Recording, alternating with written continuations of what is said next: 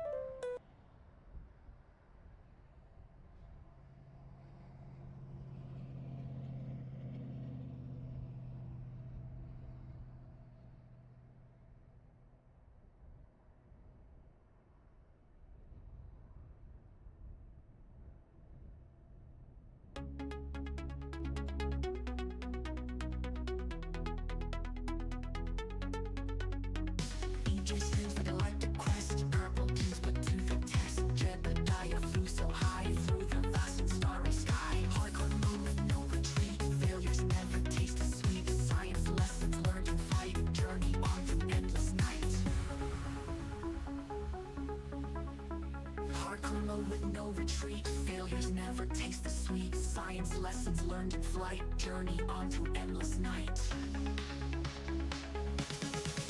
For the stars, we aim so high. The poor jet did kiss goodbye. For science and purple light, we'll keep flying through the light.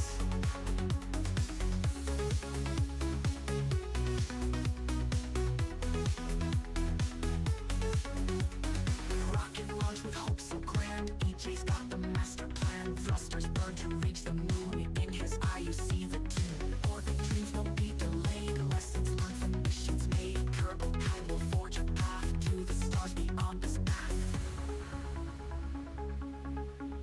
For the stars, we aim so high. The poor jet did kiss goodbye. For science and purple light, we'll keep flying through the light.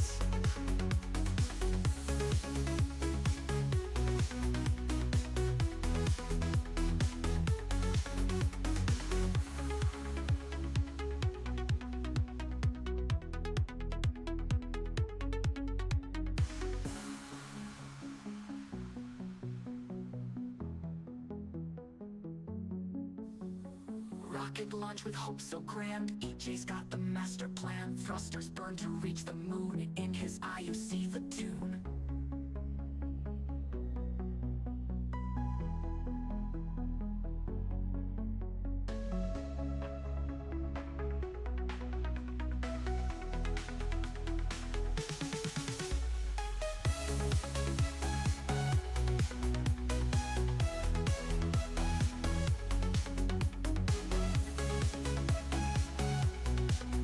Keep flying through the light.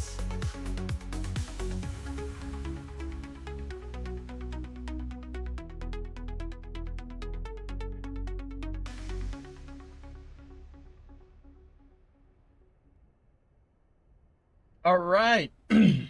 Welcome to the Space and Rocket Review.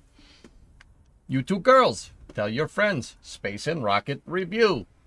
Hello, everybody. I am EJ, your host of EJ's Space and Rocket Review.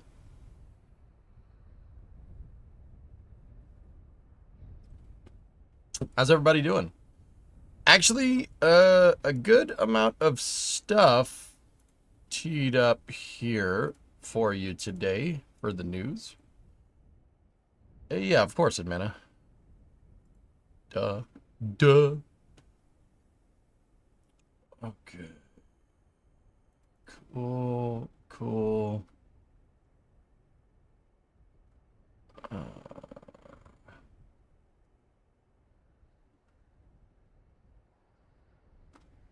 All right, let's roll. Look at the screenshot I snagged after downloading that reentry mod.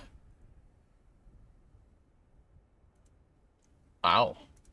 That's pretty good, man. Pretty good.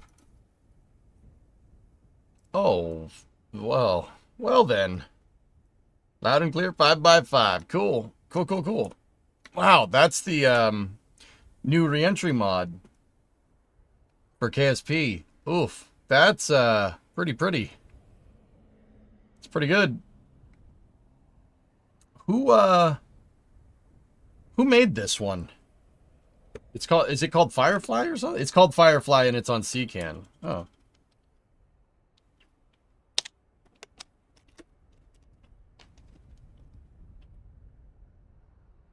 You made it, Nova?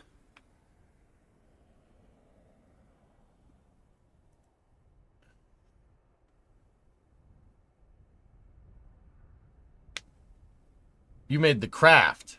Oh, I was gonna say, that looks fantastic. Mirage Dev made the mod. Cool. So that's on CCAN. We might have to, I don't know, man. The Beavers might have to wait. I have to go check that out. Mirage Dev made it. It's his first mod. Cool. While you're at it, there's some new KSA screenshots in the Dev Updates channel. Oh, all right. Well, we're here.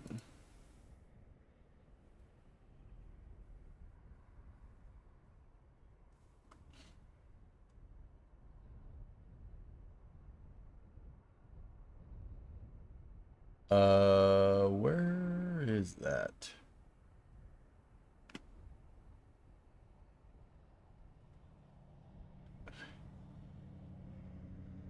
Ah, there it is.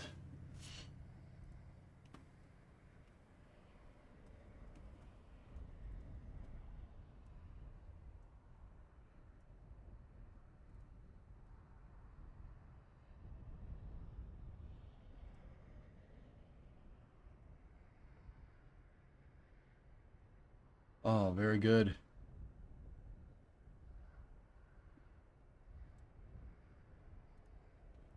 Here, take a look. Black Rack's doing Black Rack things over there.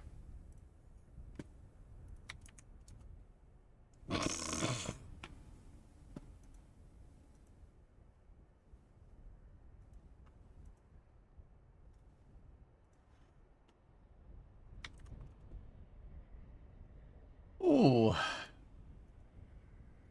Ooh. Well then. Well then. All right. That's KSA. Wow. Very good. Bowshock's my beloved. When can we see a kitten for the Kitten Space Agency? I have no idea.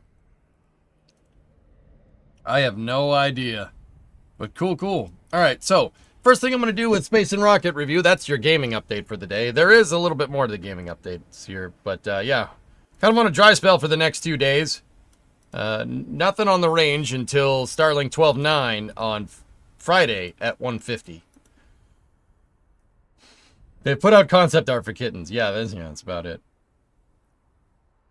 And then IoT4U was supposed to go on Tuesday, but it ended up moving to Saturday at 3 in the afternoon because, or 3:40 in the afternoon because, you know, why wouldn't it?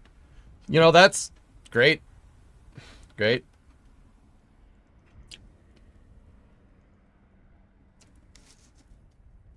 You know, so I don't know if I don't know, maybe I'll cover that for NSF or something. They have a bunch of concept art, but I think they're holding off on actually making in-game renders because they're focusing on the physics and orbital mechanics stuff first. Yeah. It's been assigned. That's exactly what's going on. Yep. Cool. All right. So, a little bit more. I said there's a little bit more on the gaming news. Check this out. This is coming from NASA. Look at this. NASA goes live. First Twitch stream from the space station. For the first time, NASA is hosting a live Twitch event from about 250 miles off the Earth aboard the International Space Station, bringing new audiences closer to space than ever before. Viewers will have the opportunity to hear from NASA astronauts live and ask questions about life in orbit. The event will begin at 11:45 Eastern on Wednesday, February 12th, live streamed from the agency's official Twitch channel. This Twitch event from space is the first of many. We spoke with digital creators at TwitchCon about their desire for streams designed with their communities in mind, and we listened. In addition to our spacewalks, launches, and landings, we'll host more Twitch-exclusive streams like this one. Twitch is one of the many digital platforms we use to reach new audiences and get them excited about all things space.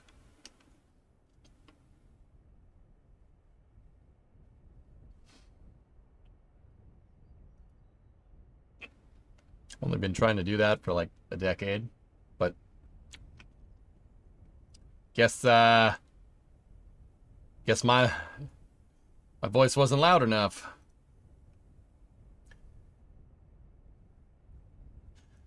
Although NASA streamed events to Twitch previously, this conversation will be the first NASA event from the International Space Station developed specifically for the agency's Twitch platform.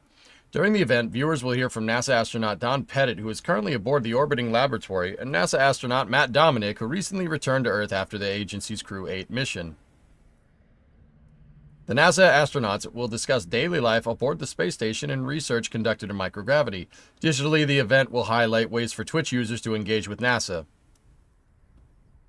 including citizen science projects, science, technology, engineering, and math programs designed to inspire the Artemis generation. NASA is committed to exploring new digital platforms to engage with new audiences. Last year, the agency introduced its own streaming platform, NASA Plus. Okay, we don't need to talk about NASA Plus. Gee, that's interesting.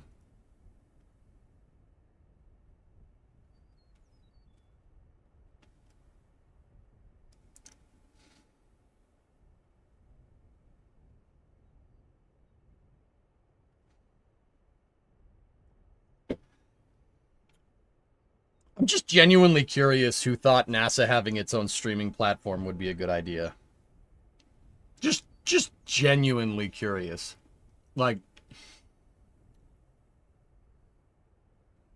I'm kind of wondering who was like, I know what the kids will like. Our own streaming platform. You're gonna spam chat with the SLS rocket? Yeah, maybe they'll take a hint. I don't know, man. That's cool. I'm happy that they're doing that stuff. I kind of wish I was involved, but hey, it's all good. I don't go to TwitchCon. I haven't gone to TwitchCon since 2019. So, yeah. There you go. Cool. Next bit of news here is coming from Stoke. Let's see. Stoke has a picture here of their Zenith engine hot firing on the test stand. All right. That's pretty good, man. The Zenith engine is part of Stoke's Nova rocket, which is a two-stage, fully reusable medium-duty satellite launcher that Stoke is developing. Let's see. Maybe they have a picture of it. There it is. Yeah, note that their second stage is kind of shaped like a capsule. That's on purpose. Second stage is shaped like a capsule so it can re-enter like a capsule and then come down and do a propulsive landing. Kind of similar to like Dragon 2, like the original Dragon 2 ideas. No people would be on board this, might I add, but still cool.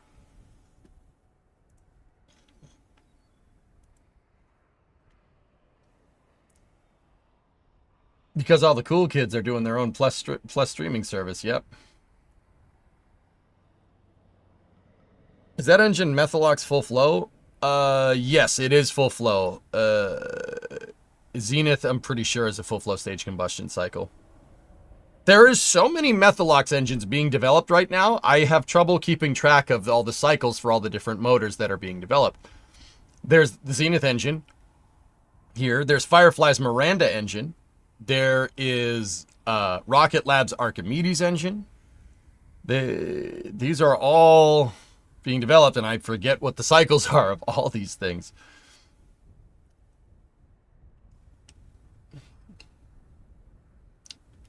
What would rockets be in 15 years? I hope something like Starship. Hear me out. Stoke makes a bigger rocket and names it Supernova. Good idea. Miranda is Carolox. See, I can't even keep track of what fuels these things have. It's ridiculous. Because, you know, in the heyday of spaceflight, when I was growing up, there was shuttle engines and solid rocket boosters and an RL-10. And then an RS-68 and then the RD-180, and that's pretty much it. That's pretty much it, dude. It's not a lot. There's so many dang engines nowadays. This isn't a bad thing, but I'd like to note that this thing is very, very much a developmental engine. This is nowhere near flying on anything. It's close, but nah, it's going to take a while. See all these things? This looks like these spider webs that are coming down and connecting to the engine. Those are developmental sensors. They're basically used to verify.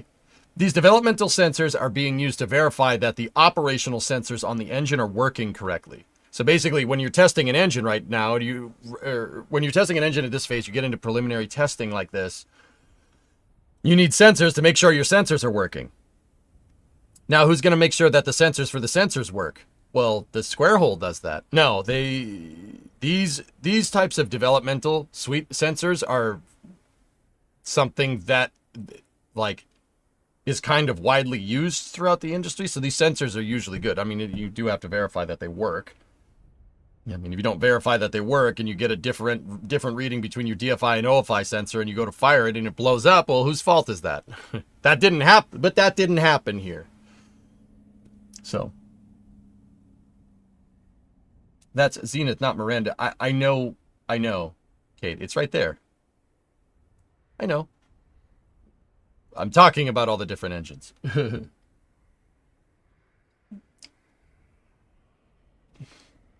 Who monitors the monitors that monitor the monitors? I don't know.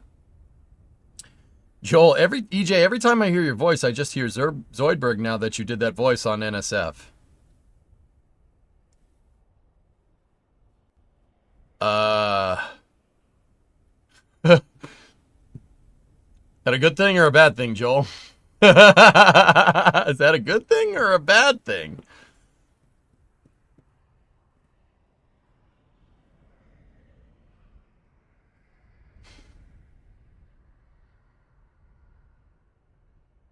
You're getting typecast. That's what the problem is.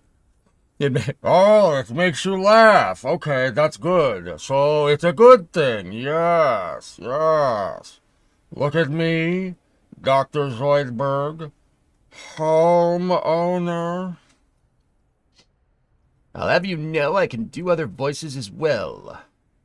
Look at this rocket engine. Look at the bright, sparkly sunshine that's coming out of the bottom of that engine. I know, Chad, I know what you're thinking. It looks like a steakhouse. Well, she looks like a steakhouse, but handles like a bistro.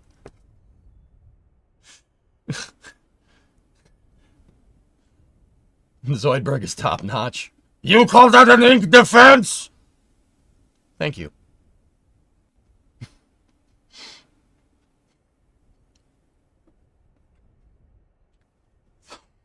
All right. Oh.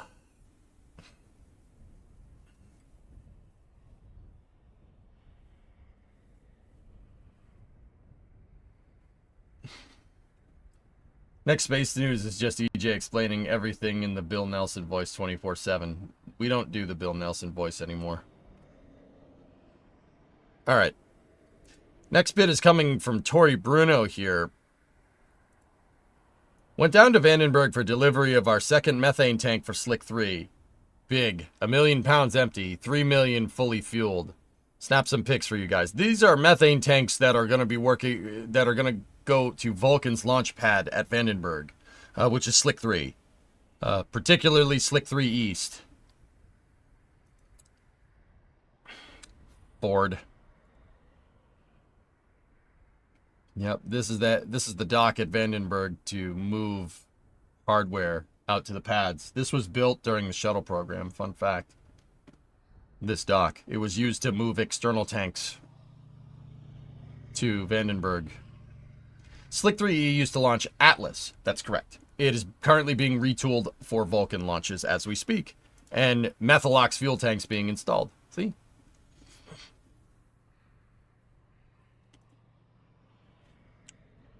Well, I'm looking at the name. It says liquefied natural gas. I'd like to point out that Vulcan and BE4 don't actually use methane. They use LNG, liquefied natural gas, which is almost methane, but that's not methane. Those are two different things.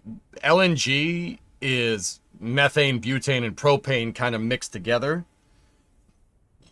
in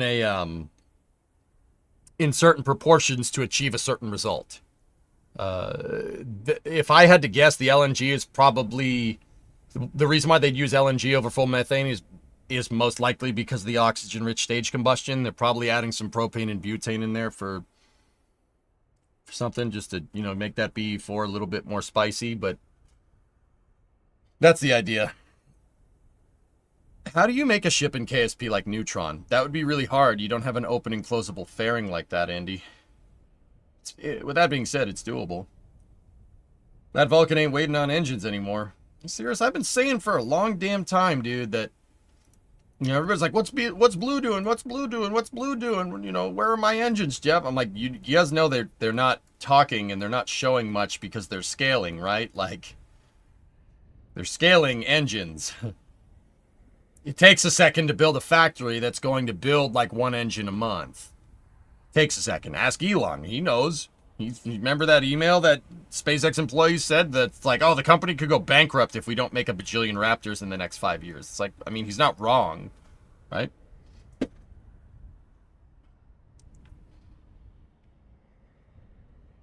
Everyone laughing until they put nitrous on Vulcan.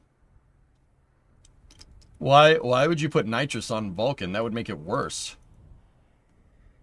Grandma, you don't need the nitrogen. You don't need the nitrogen with rockets. It's just oxygen. You don't even... Dude, nitrous is 33% oxidizer. Liquid oxygen is 100% oxidizer. Oh, no. We're way past using nitrous. With that being said, there are hybrid rockets out there, a solid rocket booster with an oxidizer injection manifold at the top. It's called a hybrid rocket. That do run off nitrous. Yep. Virgin Galactic's space plane does that. It has an SRB with nitrous tanks attached to the top, and the nitrous tanks shoot into the SRB. Yep. I thought nitrous oxide was better than oxygen. No. Maybe for a car. I wouldn't go spraying liquid oxygen into a car's engine. That would... I mean, it'd be funny. It wouldn't do what you think it's going to do, that's for sure. So if Tori Bruno on Twitter really saying that they're mostly using methane, probably LNG part is not that big. LNG... Yuri, particularly the LNG mixture that they're most likely using is like 95% methane and like 2.5% butane and 2.5% propane. It's something like that. They put the butane and the propane in... I don't remember the exact thing, but you can adjust like methane, propane, and butane. Like if you adjust the proportions, you can achieve a certain result, a certain characteristic energy of the motor. Like it really depends on what you're trying to do, like, or how you engineer the engine. They're doing that to achieve a certain result, and I forget the exact reason why you would do that, but that's what's going on.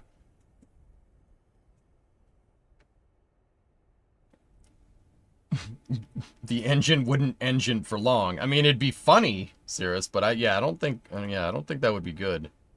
All right. Anyway, the next bit of space news here is coming from PLD Space. PLD is a Spanish commercial launch provider. And they're working on the Mira 5 second stage fuel tank. Ready to freeze it. Oh, hello. All right. Mira 5 is a light to medium duty launch vehicle that PLD is working on. It follows the success of their Mira 1 launch. I think that was 2 years ago, something like that. Yeah. Pretty cool to see a Spanish commercial company do freaking making works in the launch services business. That's pretty sweet. PLD is one of two big commercial aerospace players that are coming up, that are up and coming in Europe right now. The other one is Rocket Factory Augsburg, which is working on also a medium-duty launch vehicle for commercial services, which is pretty cool. That's pretty awesome. It's cool to see the aerospace industry blossoming in Spain. Yeah, note they have stuff blurred out. Interesting. No mira. I think Blue Origin will just increase their chamber pressure once they have more data on BE4 performance. I mean, Cheeseburger, it's no doubt that during New Glenn that they were running a very conservative fuel map for the BE4. If I had to guess, they were most likely using Vulcan's configuration just because that's a good baseline, right? And you know it works. They'll probably tune them up later. Well, that's pretty neat. How neat is that? So this one's coming from James Webb. This is the James Webb Space Telescope. This next bit. Dust in the stellar wind, dude. This new James Webb image shows an edge-on protoplanetary disk around a newly formed star, surrounded by jets in a disk wind in unprecedented detail. I have no idea what that means.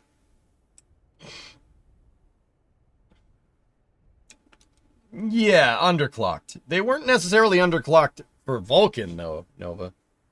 But yeah. You love Catalonia, the California of Spain. Well, yeah, of course. The name is really close, man. It's a baby solar system. Cool. Making baby planets. All right. Nice. Nice. Cool. So James Webb once again provides some stellar... Damn it, I did it too. It's providing some really cool pictures from deep space.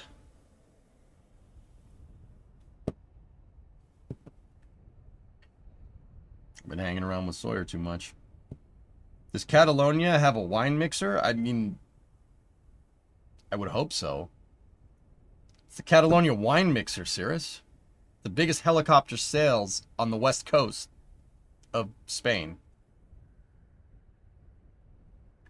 Spain still has a little bit of west coast. Most of it is Portugal, but it's just a little bit. You know, it's good. All right. What else we got?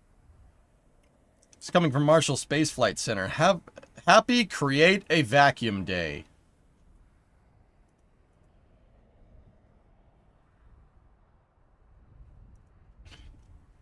Several NASA centers have large-scale chambers that replicate the extreme environment of space for testing purposes. This includes Marshall, which is home to over 20 vacuum chambers that can mimic high vacuums, extreme temperatures, and more.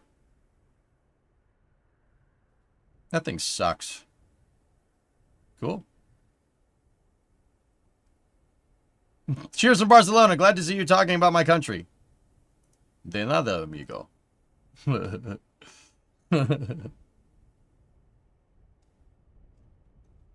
Cool. Neato burrito. Yeah, they use this for... This is basically a big pressure vessel, but it's not a pressure vessel. It's a reverse pressure vessel. So basically what they do is you make a big, strong tank, you bolt it together, right? And then you suck everything out of it, and you use that to test how spacecraft fly in space. It's called a vacuum chamber. There are all different types of vacuum chambers all around Marshall. NASA Glenn has the biggest one, though. NASA Glenn has the biggest vacuum testing chamber around.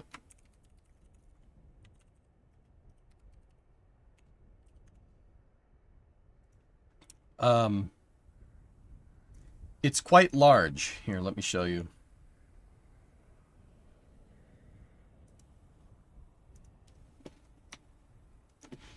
So you aren't looking at a nuclear power plant there, I swear. You're looking at the biggest vacuum testing chamber in the world. It was built for the Apollo program to test, well, spacecraft. Test the CSM and the LEM in a thermal vacuum environment. And that's exactly what it still does. To this day, they used it for testing spacecraft. There you go. See? It is a big old vacuum chamber. Ray, you want to say a quick hello before you have to get back to work? Hello. Hello there. Oh, this is space. Bargon. I'm in space. 4 months now. Thanks, Novoraptor. EJ, do you think we will ever see specialized Starship second stages for customer payloads?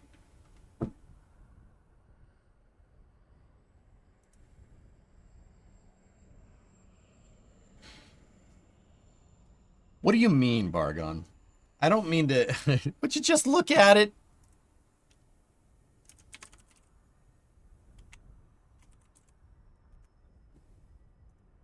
Would you just look at it? Oh, would you look at this? Would you look at this? How would you look at it? Would you just look at it? Would you just, sometimes you just gotta walk up to it and say, would you just look at it? Yeah. Yeah, Lumprod, we'll talk about that in a second. Cool. There's also pictures of Orion in there as well. Oh, yeah. Oh, yeah. So, Vargon, I think that Starship, just on a quick tangent here, I think that you know, you're saying specialized upper stages. Are you talking about like a stage with a payload fairing? I'm not entirely sure SpaceX would do something like that. What I am sure of is that SpaceX is going to sell. Well, I actually shouldn't say that I'm sure of this, but if SpaceX wants to operate Starship like a space, like they said it wants to be like a plane, you want to get airliner reliability. If you want to do that, well, what's your business model here? Your business model is to not sell the services like what Falcon 9 would do, but sell the entire product and train people how to fly it. This is the particular reason why, and this is the only scenario where I'd really be okay with this, is if NASA bought a Starship and then NASA used said Starship, or NASA bought like 4 or 5 Starships like they'd procure planes, right? And NASA used these Starships for NASA missions. NASA operated the Starships in-house and had their own catch tower, had their own everything, right? And NASA basically had a space shuttle Starship that could go up with a payload bay and come back down and build space stations, etc., etc. Right? That would be the only scenario where I'd be cool with the Artemis program getting axed completely. That would be the only one. And we're not even close to being near that. But, yeah. If you're talking about tailored starships, yes, absolutely. I think they'll do that. They're already making different variants for just what they need. Why would they stop there? You know, you have Depot Starship, you have Refueling Starship, you have Starlink Starship, you have Cruise Starship, you have HLS Starship, right? Personally, I think we're going to see a Starship with a payload bay and a crew tank similar to the Space Shuttle. I really think that's going to happen. But that's just me. Yeah, this pretty much covers it. Yeah, cool.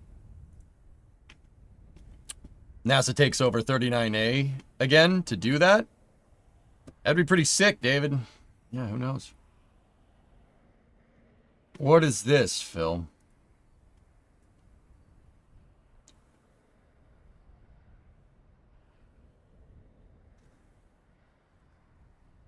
Oh, no.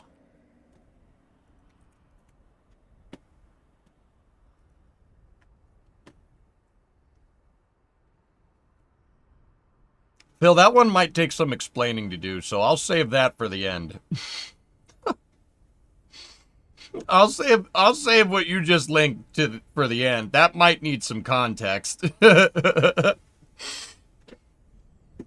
man.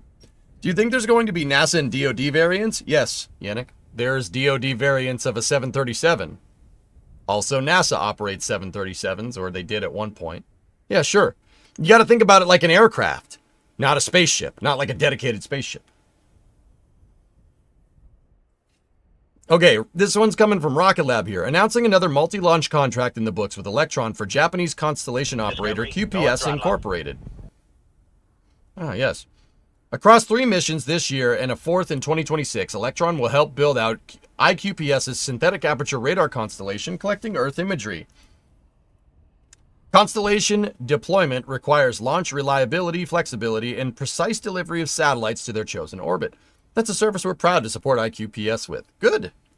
Rocket Lab showing that, building a small sat launcher can absolutely be profitable if your small sat launcher works.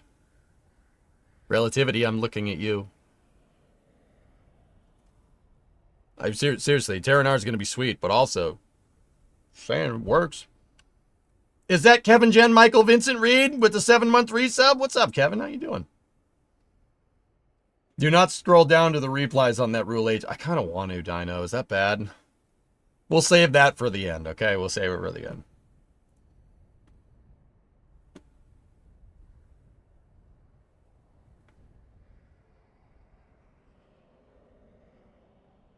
Chances are it's a Hokey, we'll talk about it in a second. Just copy that, paste it, type it out later. This is Peter Beck, Sir Peter Beck, who is the CEO of Rocket Lab. I'm not sure about that. We are pretty good at small rockets. This is a Space News article that says, missing link still needed to save Mars sample return. Oh, boy. So, I'll give you the gist of this here.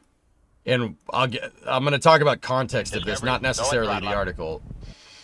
Alleviate 60-month resub. Dude, you got your worm. Would you just look at it? Oh, would you look at this? Would you just look at it? Would you just... My name is Jeff. All right. So, that Space News article is written missing. It says missing links still needed to save Mars sample return. The gist of this entire conversation is that NASA released a plan with a couple of options for what they can do, for what the next administration can do to get Mars sample return working correctly. Right? One of the options is maybe use commercial. The other one is basically just keep doing what we're doing. The reason why I say keep doing what they're doing is because last year the Mars sample return mission was canceled completely in favor of a study to figure out what was the best way to proceed. Fun fact. Yep. Good times. And believe it or not, NASA, is like, okay, we're going to stop. We got to reassess what's going on. And then about a month ago, actually about a month and a half ago at this point, NASA had a whole press conference on what they plan on doing, or the options that they have for going forward with Mars sample return. One of them is literally do the exact same thing. Do the exact thing that they did with a couple of changes here and there of the program that they canceled a year ago. The other one is use commercial to do the exact same thing that they did in the program that they canceled a year ago. I'm not kidding. I listened to that entire press conference. I took notes, bro. I have the receipts. I have the damn receipts in my ESA book. Option 1, use a Curiosity sky crane with a simplified return vehicle from ESA. Switch your sample container cleaning operations to the surface of Mars and use a modification of Perseverance's remote manipulator system for collection and transfer. The only problem with doing that is that the sky crane needs to be 20% bigger. And a new attachment needs to be engineered for the modified version of Perseverance arm that's going to be used to collect the samples for Mars sample return.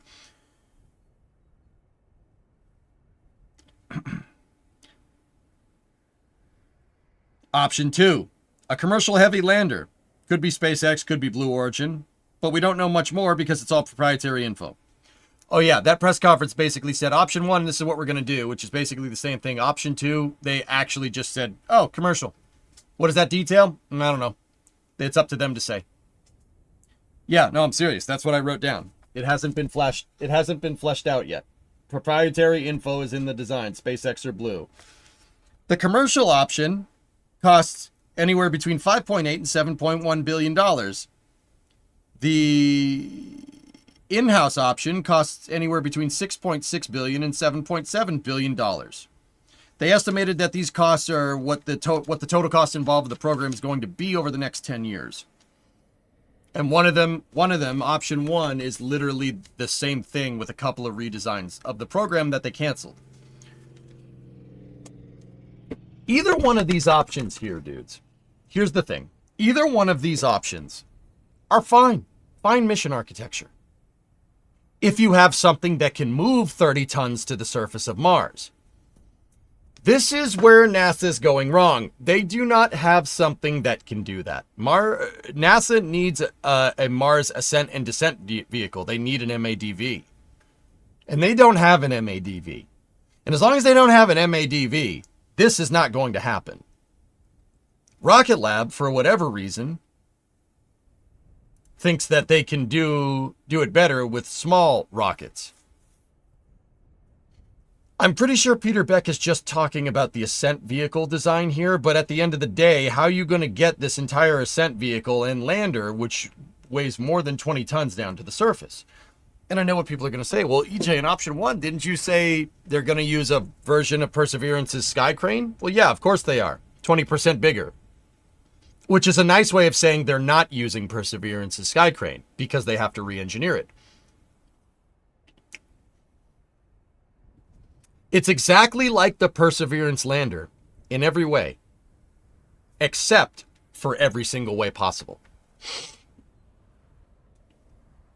Also, you need to get into chute redesign if you're going to send a sky crane that's 20% bigger. The chutes are designed to land Perseverance, which is not a 20-ton payload.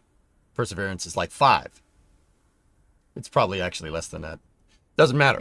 Point is, you need an ascent and descent vehicle, and NASA does not have one of those. So, Peter Beck, and I'm not saying that Rocket Lab doesn't have the chops here. Peter Beck absolutely has the chops. You know why? Rocket Lab actually launches things into space. That's a pretty good requirement for doing the rest of this stuff. He thinks he can do it for cheaper, and he's been bugging NASA. Well, not bugging. He's been the squeaky wheel in this regard, saying I can do that. My company can do this. We have all the equipment to do this. Just let us do it. And NASA's just like, la la la la. I can't hear you. La la la la la. Yes, this is an accurate description of what's been going on over the last year when it comes to Mars sample return. You have my word.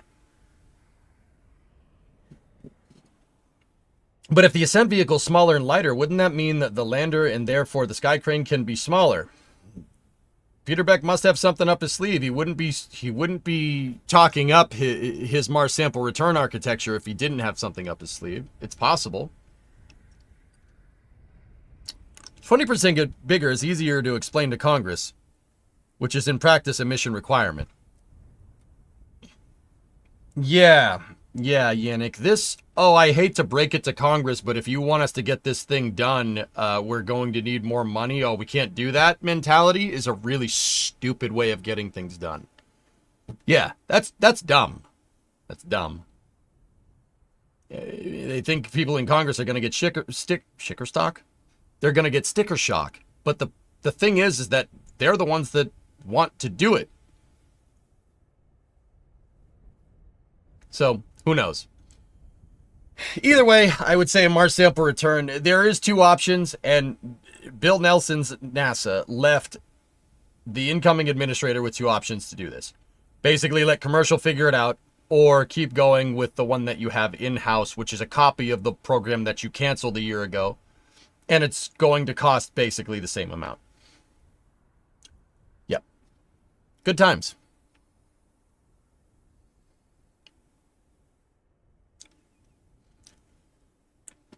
So we'll see what happens.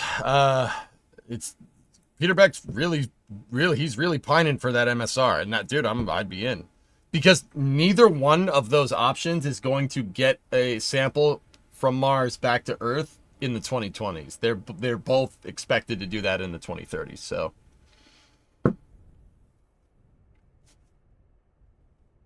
Where's Lockheed's MADV? I don't know. Obtuse. Maybe they should go figure that one out. Not that they would, but what's stopping them from doing it themselves without NASA, including grabbing the capsules? Is it anything other than money? Planetary protection? Something like that, probably. Nothing is preventing Isaacman from just redoing the RFI. He absolutely is going to, spoiled. I've said it once, I'll say it again. I don't think necessarily that the hardware that NASA has is bad. I really don't. They got stuff like James Webb. They got stuff like Hubble, even though it's on its way out. SLS, Orion. The stuff that NASA has right now is not bad. It took a lot of time and effort to make this stuff. It's what they do with it that pisses me off, because they don't do anything with it, except for James Webb. That they actually launched that. It only took them 20 years. Right? We have an SLS core being stacked right now for a mission in 2026.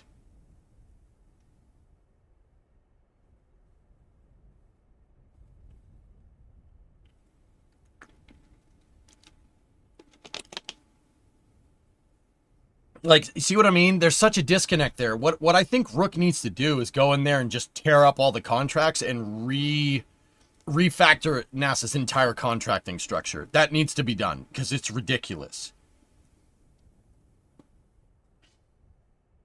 Don't start on a mass sim instead of a sat. Yeah, oh jeez.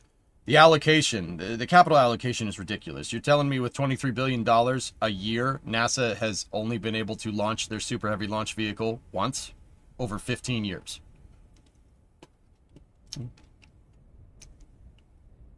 Look, man, I can understand when the vehicle's in development. But the vehicle, SLS ain't in development no more, except for the upper stage. It ain't in development no more, it flew. Start making them. Start making a lot of them. Make more. We need at least 4 SLS launches a year for it to be worth it. Why 4 a year, EJ? What does that mean? Well, that's enough to build the rocket up, send it out to the moon, do a long duration stay on the moon, come home, and by the time your astronauts come home, you have a little bit of a debrief, and then you launch the next one. Boom. Done. If you do longer duration stays, that potentially gives you overlap in your missions over time. So you start, the first missions to the moon, the long duration missions to the moon, maybe it's a month. So you have a 1-month launch campaign, you launch, they stay there for a month, and they come back, debrief, learn everything. That's 3 months down. You do that 4 times a year. You're good. After that, you can start moving to 2-month stays. And then if you do a 2-month stay, that means at the end of the first stint of the crew on the moon, the second one gets out there and there's a week overlap. Right? And then you overlap your missions. So you have perpetual habitation. Oh, geez, I wonder where we learned how to do that. The ISS, maybe. Just saying. Probably a good idea. That's what you need to be sustainable. That's what I mean when I say the contracting structure for SLS procurement and frankly every type of procurement needs to be completely redone. I've given it 15 years of patience, and that is a lot less than a lot of other people that are spaceflight fans. I've been very patient, but I've also been following the information enough to know that that's what needs to be done. Hey, Hypemare, what's up? Before you know it, it's 43 months. 43 months stay on the moon. All right, let's go. Hi, you and me, dude. Let's do it, man. You think Dean would be okay with that? What's up, dude? How are you?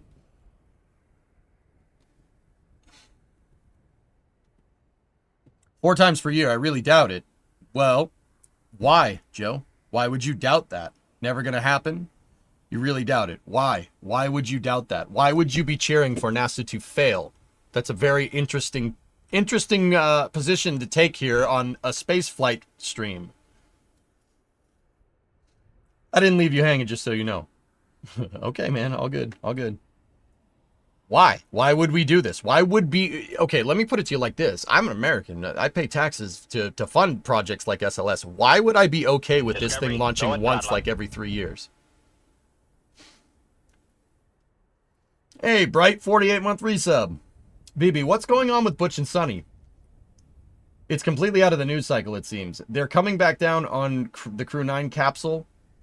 It's just taking a little bit longer because SpaceX is building another Dragon to pick up the slack because Starliner isn't launching as much. So Crew 10, the next flight, NASA wants overlap, like what I'm talking about. They want a week overlap so Crew 9 can hand over operations to Crew 10. And they can go from there. So Crew 9 stay is getting extended a little bit because it's a brand new Dragon capsule that's going to launch on Crew 10. Why did SpaceX make another Dragon capsule? Well, they became pretty aware that Starliner is not going to be able to hold its weight here for the amount of missions that NASA has manifested going to the ISS. So Butch and Sonny are going to stay up there for another month. They were supposed to come down this month. They're probably going to come down next month while SpaceX performs final checks on this brand new Dragon. There you go. Not cheering against it. Congress will never pay. What do you mean Congress will never pay? Congress wants money to be spent on SLS, Joe. I don't understand. You're telling me that if you went and handed them a huge firm fixed price procurement contract for SLS over the next 10 years for 4 launches a year, they're not going to see dollar signs and be like, yes, do this. Look, everybody knows that NASA is a job program. Absolutely, it's a jobs program. It's designed to put jobs in congressional districts. Everybody cites that as being a weak link of NASA. I disagree. I think that is what put people on the moon. You just need somebody at the helm that's competent enough to understand that that's what it's for. Just saying.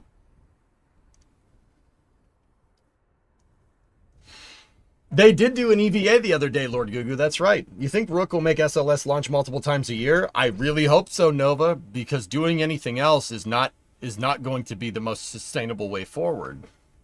Yes, you heard that right. Yeah, Yuri, that's the idea. Mm-hmm.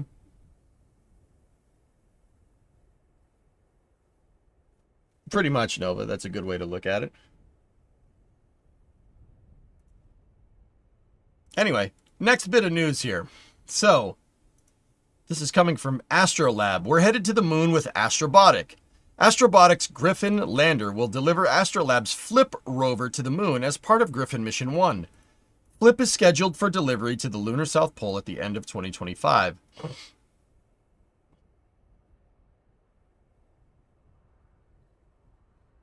Huh.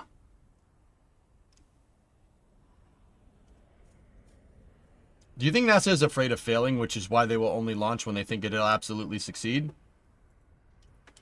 I think that has something to do with it, Mowgli. I really think it's so I think NASA. Here's the problem.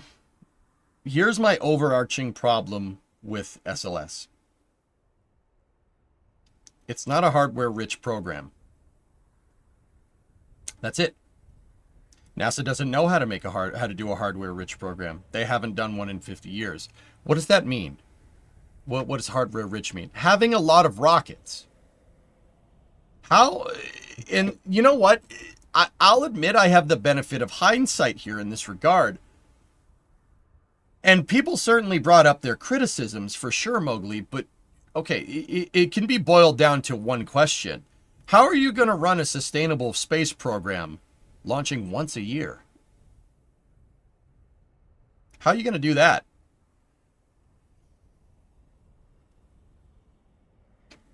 Do you think NASA's still going to be around after Doge? Yes. You can't. We should have said, like, I mean, I had my doubts, right? But I've always said, you know, instead of being like, I'll just cancel the whole thing, it doesn't make any sense, which is what a lot of people say, which is frankly stupid thing to say. Like, that's not smart. That's not a smart thing to say, and I'm not trying to be a jerk. The reason why I don't like that, and the reason why I say, you know, Joe, I don't mean to pick on you over in the YouTube chat. The reason why I say, like, I want SLS to launch 4 times a year, and, you know, then people say, oh, that's not going to happen. That's not going to happen. Well, is because, okay, here's the thing. Scaling to 4 launches a year is going to be way easier than just canceling the entire thing and then figuring out cost allocation from there. That's not going to get us further in space. That will wind up with a lesser capability for what NASA needs to do.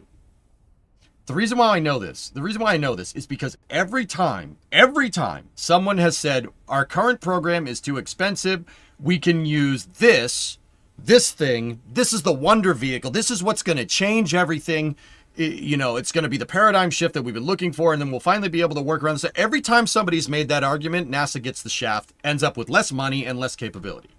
Apollo to the shuttle. Shuttle to Constellation. Constellation to nothing. And then nothing to SLS. See what I'm saying? That's a bad idea. Because you got to remember, SpaceX is building Starship to be a commercial vehicle. It is supposed to be like an airliner. And that's all fine and dandy. If NASA wants to buy and procure these starships for their own spaceflight architecture, I don't have a problem with that, like how NASA had 747s that moved the shuttle around. Sure. If you want to do that, that's fine. But until NASA can procure and operate their own starships, NASA's inherent mission goals are kind of at odds with what Starship is trying to do. Ironically enough, you know, they're landing, you know, NASA astronauts are landing in a Starship on the moon. But NASA doesn't need a 747 to get to the moon. They're a scientific research organization at heart. You don't necessarily need that. Because NASA, what NASA is designed to do is to advance space and scientific exploration. They're supposed to be the cutting edge, and if Starship is the cutting edge, so be it. But once again, it's important to understand that NASA's goals aren't exactly what SpaceX's are. NASA isn't hell-bent on colonizing Mars. NASA is hell-bent on researching and understanding Mars to pave the way for colonization. Because that definition is inherently different, you don't need the exact same rocket. SLS, I think, is fine for what NASA needs to do. I really think so. Do I hate that it throws shuttle engines into the ocean? Oh, you bet your bottom dollar I do. Oh, that pisses me off. I hate that a lot. But also at the same time, you have it. It exists. The design is there. The industrial base is there. Just make more of them, please. Just make more of them and get your lunar base, and then have SpaceX work on going to Mars. NASA focuses all their effort on going to the moon. SpaceX focuses all their effort going to Mars with NASA contracts. Boom. We have 2 super heavy launch vehicles, 2 space flight programs going to each one of the planets, and hopefully we succeed on both fronts. Right?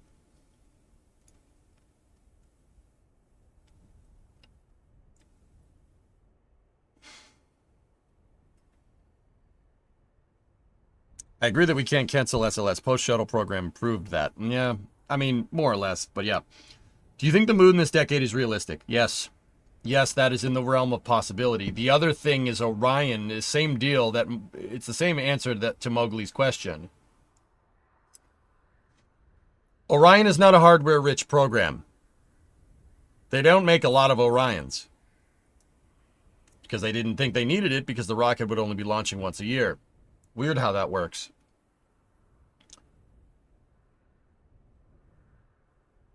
Because of this, because you have one rocket that is in extremely low frequency, low abundance, right?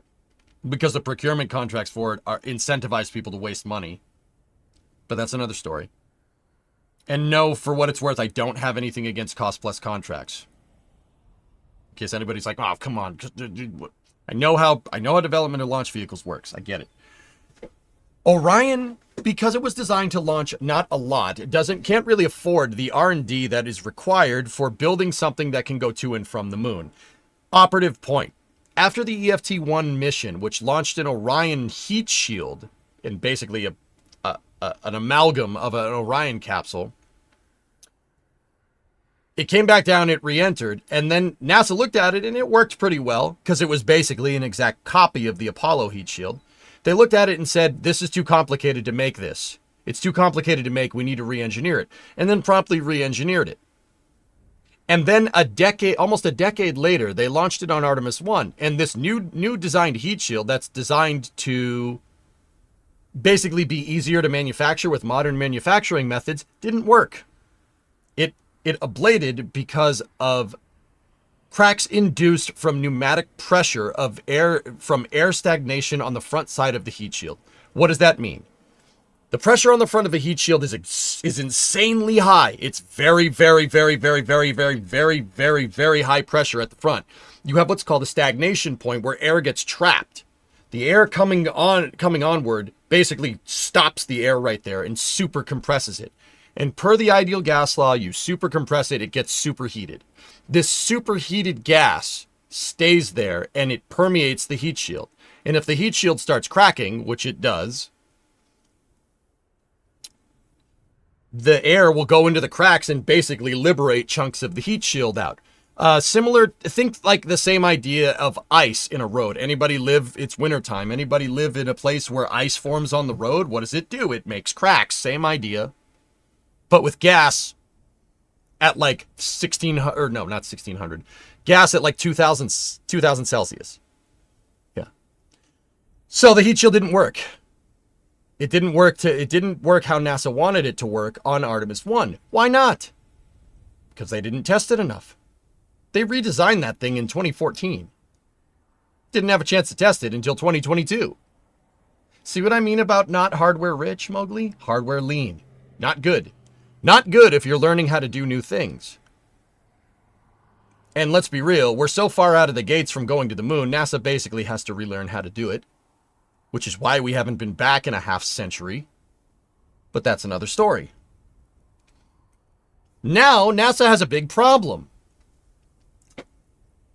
Artemis 2 was supposed to launch this year. Actually, it was supposed to launch in 2022, but oops.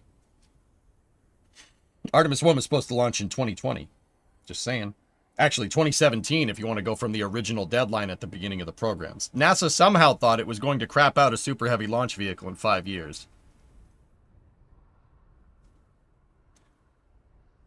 Okay. So Artemis 2 is supposed to launch this year, or was supposed to launch this year. NASA said, no, it's not going to launch this year. We're going to wait until we're ready, until everything's safe. They have to put crew on the next one because Artemis 3, right? Artemis 3 is the landing. After that, you don't have a way to get people out near the moon. Why not? Well, SLS Block 1, the current version of SLS that's flying, the one that flew on Artemis 1, has the interim cryogenic propulsion stage, which is a Delta IV derived upper stage. Delta IV does not fly anymore. It does not fly. It doesn't fly anymore. In fact, the last 3 stages off the Delta production line were ICPSs. Well, not exactly. There was 1 or 2 other missions interspersed in there, but that's another story. So, you don't have any more of these upper stages. Now you have no upper stage. The next upper stage that was supposed to be replaced for SLS, the exploration upper stage, is nowhere near completed. So now you're in a pickle. What do? If you don't put people on the Artemis 2 mission, and then you use Artemis 3 as your test flight, well, who knows when the next stage is going to be available to launch people to the moon to land. So Artemis 3 has to be your lunar landing if you want to do it anytime soon. So now NASA's in a really, really tight spot. Do you send it with the heat shield? Do you send astronauts with the heat shield and then change the trajectory around and hope it's going to work? Yeah, that's pretty much what they're going to do, but not after doing a lot of calculations. Because they don't have a choice. The right thing to do would be to just test the heat shield again. But there's no way to do that. Orion doesn't launch on anything but SLS because of, once again, SLS is frankly terrible architecture. But it's fixable. It's not terrible, it's fixable. It's just not complete. It's an incomplete architecture. See what I'm talking about? That's what hardware lean means. That's bad. Because now NASA's in a position where they need to test this heat shield again. And they can't. The next mission has to have people on it. If it doesn't have people on it, you're not landing on the moon anytime soon. Food for thought. The exploration upper stage is stuck at critical design reviews since they're still wasting time to recruit and redesign the tools to build it in Michoud. Screw it. Get rid of it, Baron. Get rid of it. Put New Glen's upper stage on it. I don't care anymore. I'm so sick of this. I'm so sick of this snot, dude. The exploration upper stage, guys, has some really bad problems with it because NASA doesn't have people that know how to make big upper stages anymore. They fired all those people when they, 50 years ago. They don't know how to make upper stages. NASA hasn't made an upper stage since the Saturn V. Well, since the Saturn V. It's always commercial. Boeing doesn't have the technical expertise because, once again, Boeing hasn't made an upper stage for a rocket since the Saturn V. That's a better way to put that. The people who know are, yeah, and anybody that does know Hokie, exactly, is that Blue or SpaceX. Yeah. Interesting conundrum. That's why when NASA had a press conference a couple months ago and they said, we're going to launch when we're ready, I'm like, yeah, bull crap you are. What does that mean, launch when you're ready? What does that mean, launch when you're ready? That's stupid. You don't know, you can't verify if your heat shield works and you're going to put people on this? Are you out of your goddamn mind? What the heck is wrong with you? And they said, oh, well, Artemis 2 is going to be fine. We'll just fly it on a slightly different trajectory so the heat shield doesn't delaminate as much. Okay. All right. All right. How about you guys don't launch people on a whim? How about we don't do that? Last time we did that, it didn't work. How about we don't do that?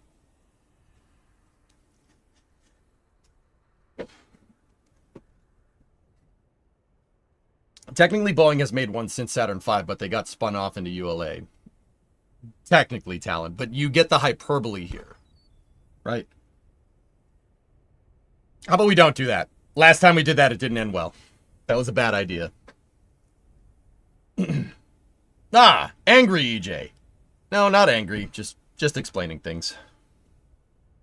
That's what I mean about hardware lean and why it's bad. You absolutely cannot run a space program this way. You can't run a space program testing the capsule and the vehicle and then maybe changing the upper stage in a couple of missions and then launching it once a year. You cannot do that. You are setting your space program up to fail miserably. And maybe that's by design. I don't know. I hope not. Who decides this stuff? Congress.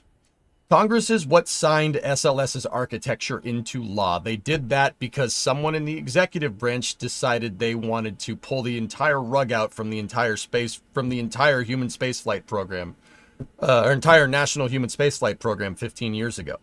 Someone thought that would be a good idea and didn't think there would be catastrophic repercussions for it. We did kind of get SpaceX out of it, so that's kind of nice, but even that's loaded to an extent. Mowgli, yes and no. I don't think it's his fault. I think it's the people who are whispering in his ear were the same type of people that have the Dunning-Kruger attitude that signed SLS into law. Hey, Yarg, what's up, man? How bad would it be to integrate Orion onto something like New Glenn? I think that's a great idea, Matt. I think NASA should go to Blue and say, we want to use New Glenn in an Ares 1 style architecture. Put Orion on top of New Glenn. It'll work. It'll work great, actually. That way you can afford to test its heat shield more before you decide to launch people on it.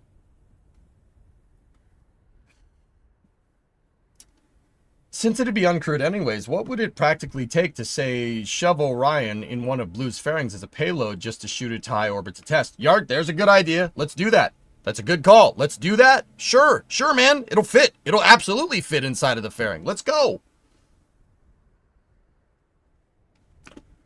So, Yarg, the idea that I've been kind of cooking up in my mind here, let me show you real quick. We do have a little bit more space news, but I'll show you in a second. So, here.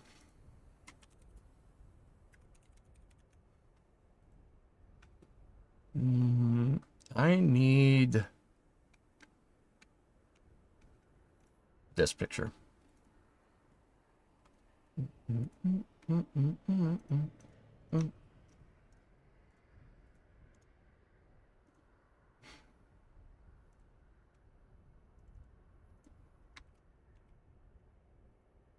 It's a frickin' WebP? No.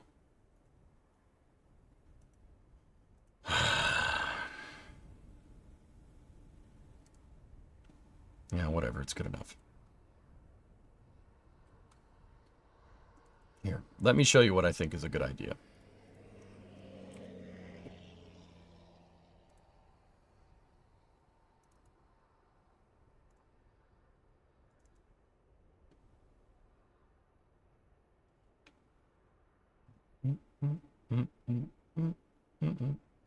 If I can't find it, I'll just draw over one of these other things.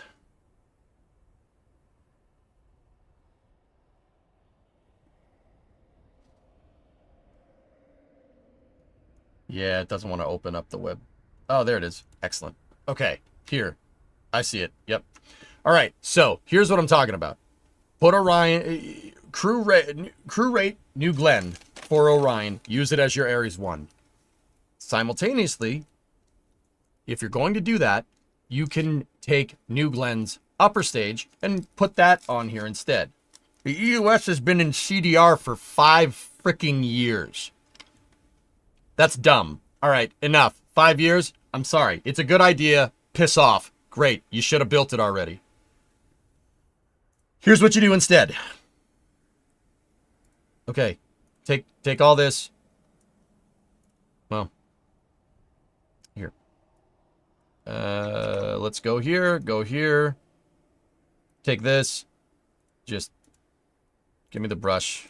Brush there. White brush. Just, I said white brush? No? I guess not. All right, cool. Screw it. Put an inner stage right here like this, okay? You have an inner stage like that. Now, in here, you have a stage adapter like this, okay? Here is New Glen's upper stage right there. Here, you have a forward load reactor like on Atlas V, right? And then from there, you could do your universal stage adapter to your, well, put this right here to your Orion capsule. Or you could run SLS with a 10-meter fairing, which is what they eventually want to do, but who knows when the hell that'll ever happen, right? Or you could run it like that. That fairing's kind of bent, but you get the idea.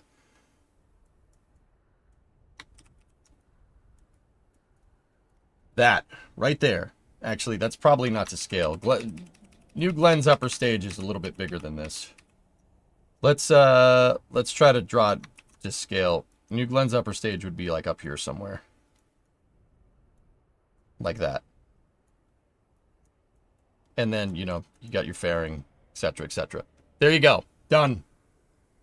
You could launch Orion with that, or you could launch it with a 10-meter cargo fairing and use New Glen as your Ares 1.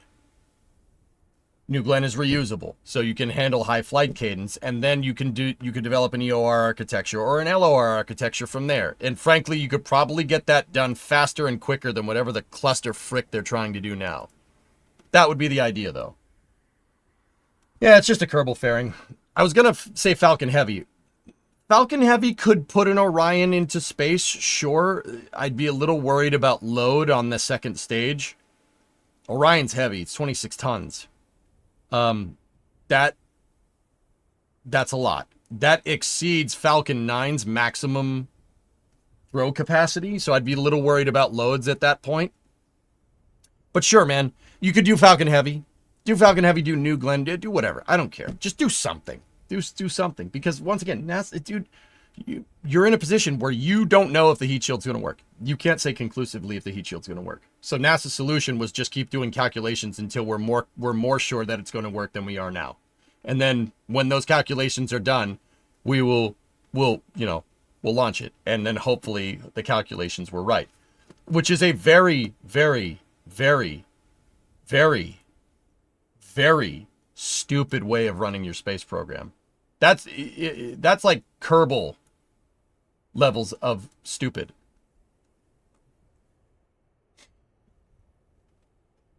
One of the funniest stuff that I think you never heard about, a family member that used to work on Omega told me that after they lost NSSL, Northrop Grumman tried to offer engineers and already built tools and designs for NASA, but they refused. Even the Omega second stage was good. Yeah, I will say, Baron, that Northrop Grumman deciding to not keep going with, deciding to not pursue Omega after NSSL procurement, was probably one of the dumbest, like, business decisions that company has ever made. Now, keep in mind, the NSSL awards were in 2020. NSSL Phase 2, Launch Services Procurement, right? It was in 2020, so hindsight, I guess, right? I'll just say that Northrop Grumman, instead of pursuing development of their own homologated launch vehicle that the Air Force, frankly, paid them $500 million to develop already, and all it needed to do was just kind of be put together. Instead of pursuing that, they decided to just say, oh, we'll keep launching Antares. We'll just keep launching Antares because it's cheaper. We'll keep launching Antares because it's cheaper. With its Ukrainian core stage and Russian rocket engines.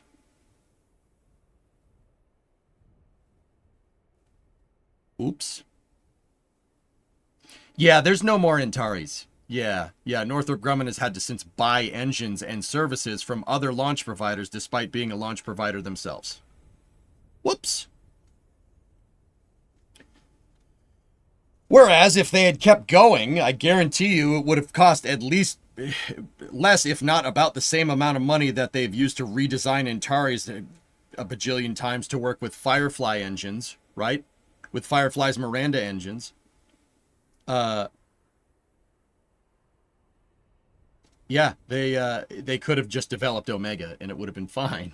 And now you'd have heavy lift launch capability that you could use to bid on NSSL Phase 3 Lane 1 and make millions of dollars on Department of Defense missions with a very mature design using SRBs that have 30 years of heritage involved. Just saying.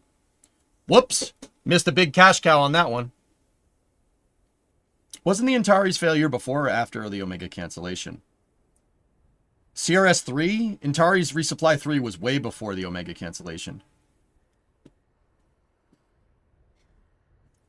Discovery, go at throttle up. Predominant 73-month resubside.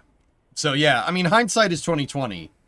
But also, that is a good example of why you should not nickel and dime your own space program. It's going to end up costing you more money in the long run. It always does. That has never failed. Anytime someone figures out a way, oh, we could do it for cheaper. We could do it for cheaper. Oh, we could do it for cheaper. Yeah, let's use that way. That's cheaper. You always end up paying more money.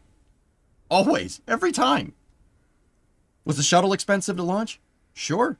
Yeah, absolutely. Is it as expensive as the Saturn V? No, Saturn V is pretty expensive. Does the shuttle do what a Saturn V does? No. So yeah, you saved money to do less. Good. It's a linear correlation. It is. Like, sorry.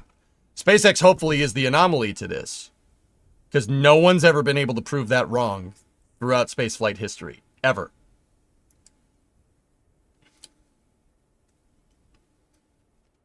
Can NASA use adapted Starship heat tiles for Orion if SpaceX can make them operational? Maybe. But Bedojo, you're not going to redesign your heat shield potentially 2 years out from a human-rated mission. And this is once again, that's the big problem that NASA is having right now. They're not sure if the heat shield's going to work. Because they redesigned it after EFT-1 in 2014. They redesigned it because they built an exact replica of the Apollo heat shield for EFT-1 and it performed great. And then they said, that performed really well, but yeah, no, we don't. This will take too long to make. There's no industrial base for this. Well, yeah, of course there's no industrial base for making honeycomb ablator heat shield, honeycomb Avcode ablator heat shields. No one's done that in 50 years. So I don't know. Make the market for it. Maybe. Get out there. Maybe you should do that. Yeah, it's too difficult to make. That was the exact words, Norath. You remember that? They finished demolishing the MLP for Omega. That's long gone, Baron. It's long gone. And they actually demolished another one. There's only one mobile launcher left.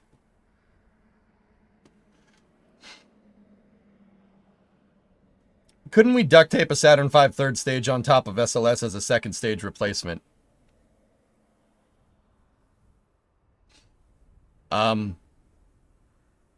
Who's going to make it? Where's it coming from? Trey, yeah, of course we could. So, all right, here, let me explain it like this. The S4B is... Here, hold on. Let me explain it like this.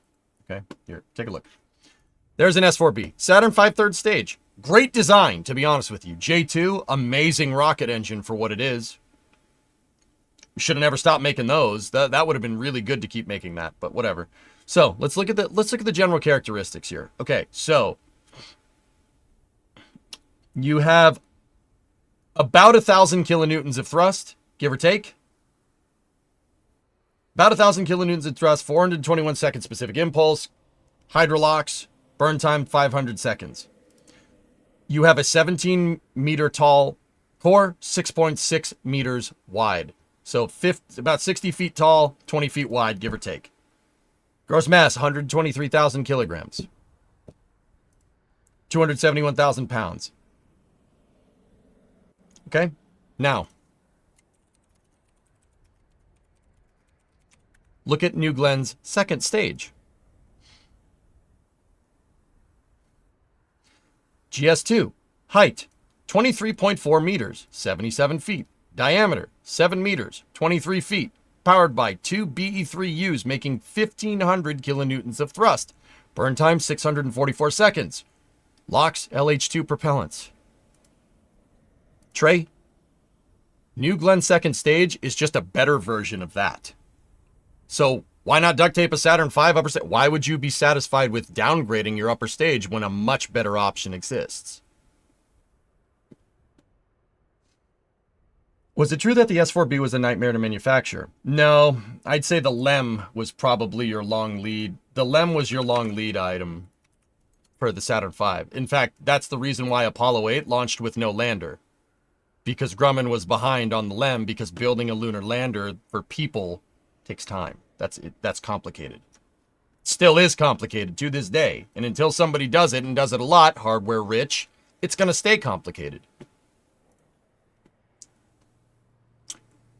What is this, Baron? Figure 7, exploration upper stage, schedule slips as of December 2023.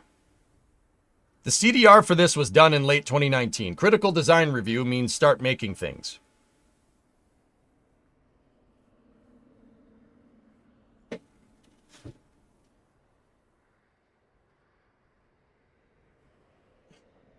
This is what I'm talking about. Dump it. Dump it. Dump it. Just get rid of it. Dump it. That's the waste of time.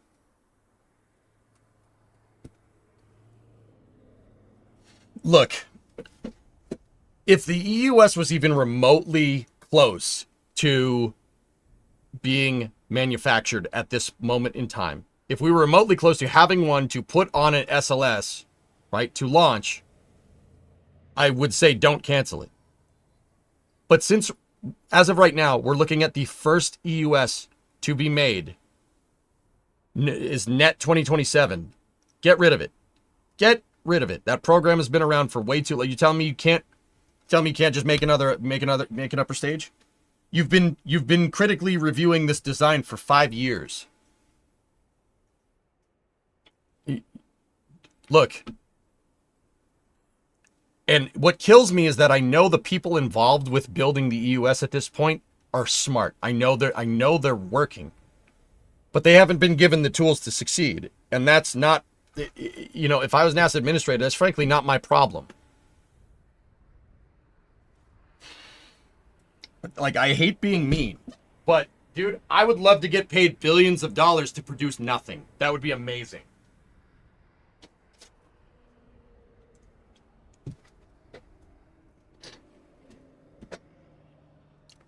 That'd be fantastic. That'd be great.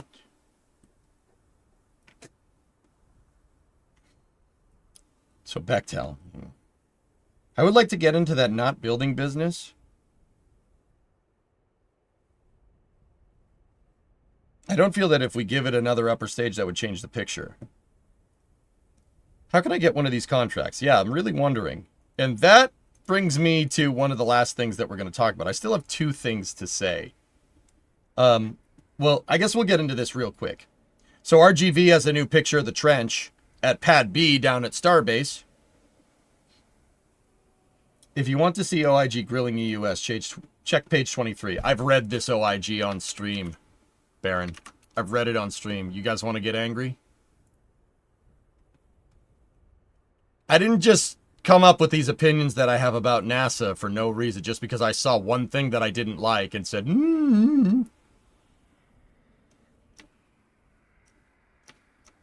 I know exactly what to say. I know exactly what to show you. Read that. A significant factor contributing to high costs for the Block 1B upgrade has been sustaining an EUS workforce over the last 10 years. The EUS workforce will have worked on the system for 14 years by the time of the projected first flight. An effort intended to be completed in 7 years. From February to August 2023, Boeing spent an average of $26 million a month on its EUS workforce, contractors, and related costs. We expect Boeing to continue this level of spending on workforce hours until it delivers the EUS to NASA in 2027 due to major outstanding schedule milestones such as software installation, LOX fuel tank installation, forward adapter integration and testing, and final integrated functional testing.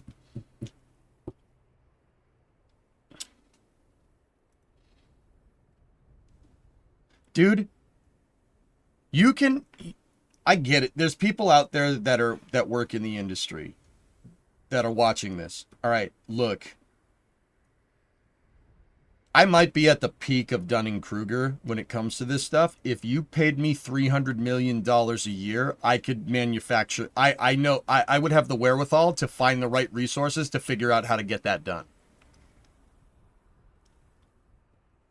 $26 million a month. That's actually a little bit more than $300 million a year. What the hell are you doing? Like, what's the problem here? I don't understand. And once again, like I said, peak Dunning-Kruger. I know what the problem is. They're on retainer because they don't know what to make because that version of SLS doesn't exist. I mean, they've basically been on a retainer this entire time. Yep. Multiple Boeing manufacturing issues necessitated costly and time-consuming rework of critical components. These issues span from production inefficiencies to workforce and quality control deficiencies discussed earlier. As noted, Boeing's unsatisfactory welding operations resulted in a 7th-month delay in EUS completion.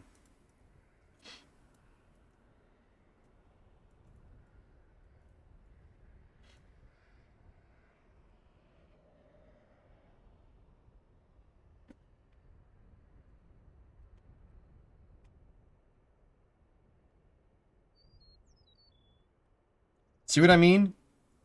Look, the flip side of this is that I know making this stuff is difficult, and you definitely doing it for NASA definitely is tying one hand behind your back. I'm not trying to sit here and insinuate that the people that are working on EUS are idiots. The people that are actually there designing the thing and manufacturing the thing and understanding how it works, they are definitely there not just to collect a paycheck. The workforce personnel is there and they want to do it. Nobody gets into this business because they want to make money. Unless you're a high-level executive at certain companies. Right? The people that are there, the people that are actually putting the thing together and coming up with the drawings and figuring things out, those are the people that want to be there. They have the technical chops to get this done correctly. It's that they haven't been given the tools to succeed. And that's what's pissing me off. It sucks because you're sitting on this gold mine of knowledge here and they don't utilize it. They haven't given them the tools that they need to succeed, and it's very annoying. $300 million and you can't make a upper stage with the engines already designed. With the engines already made. The EUS uses 4 RL-10 engines. RL-10 engines have been manufactured in constant manufacture since 1961. Your propulsion is already engineered for you. You telling me you can't make a couple of tanks? You telling me it's taking you 14 years to make a couple of freaking fuel tanks? Sorry. Enough. If it was me, enough. Enough. Jeff Bezos, build me an extra Glen stage, please. Build me 5 extra Glen stages, please.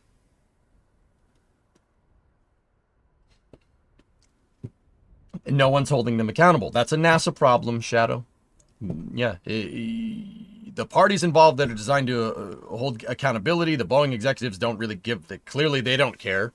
And NASA isn't willing to hold Boeing's feet to the fire, which is... That sucks. Who gets the shaft? The people that are working at Michoud on this stuff. Like, that's who gets the shaft, and that sucks. That's annoying. I don't like that. But what are you gonna do? What are you gonna do?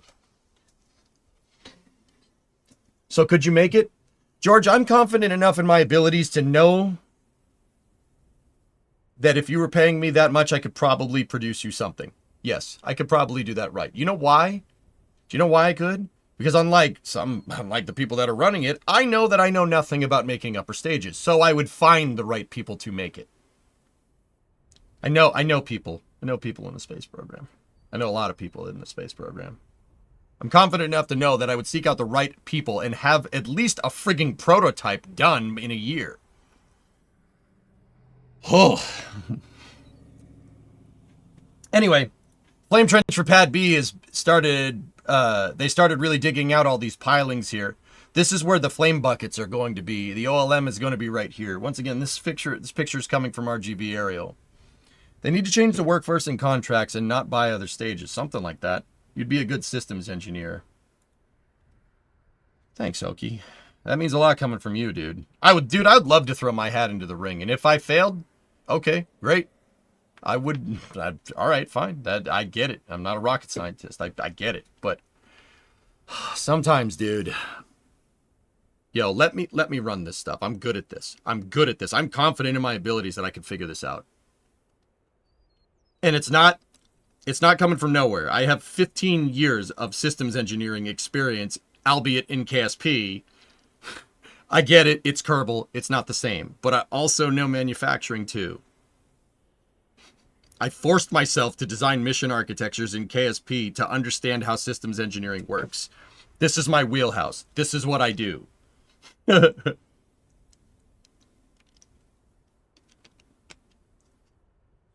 If you fail, people die. Believe me, it would haunt my dreams if that happens. That's how I know I would get it done. Even if that means I shouldn't be the boss anymore.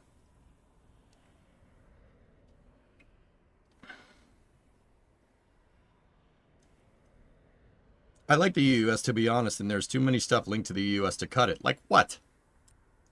Like what, Yuri? Frick that thing. Look, the EUS is a great design. It's a great upper stage. It would be a great upper stage for SLS if it existed. It doesn't exist. It does not exist. The reason why I say keep pressing forward with SLS and move to 4 launches a year is because SLS exists. It's because it exists. The US doesn't exist. So you have an opportunity here. It doesn't exist anyway. You have an opportunity here to put a better performing, higher characteristic energy and higher and more efficient upper stage on top of this thing. You have the opportunity to do that. We could get an SLS that is actually better. Even comparable to a Saturn V. Fine. Well, let's do it. Make it happen. The core stage is already designed to have a much heavier stage on top of it. The core stage was designed to do that. We know that from their structural testing, from their hydrogen tank structural testing jigs that NASA did back in 2019. They tested it for 220% of rated load because the SLS core stage is designed to lift a lot more than a Block 1B. Did you ever hear the reasons that NASA refused New Glenn's upper stage back in 2019? Yeah. How would that kind of experience look on a resume as you apply for a job? It wouldn't, Brun, which is why I don't work in the spaceflight industry. Okay, well, fine then. People die then quit because you got it wrong? No, George, that's not what I'm saying. I would have the wherewithal to know that this is out of my wheelhouse and give the job to somebody that knows what they're doing before I even got to that point. You can't, it's not like playing baseball, dude. Like if you strike out, you're screwed. I know enough about spaceflight to know the risks involved. Counteroffer, give the EOS contract to Blue Origin. Why?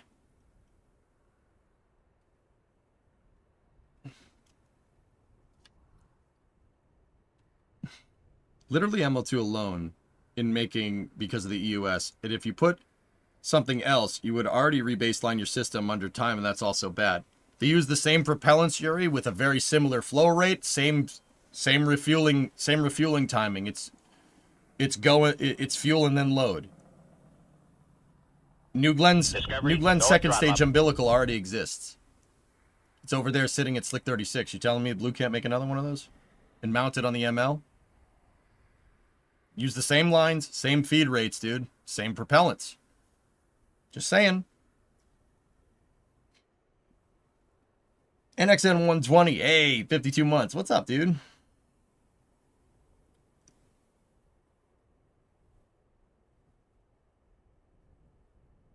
You only get to do it once.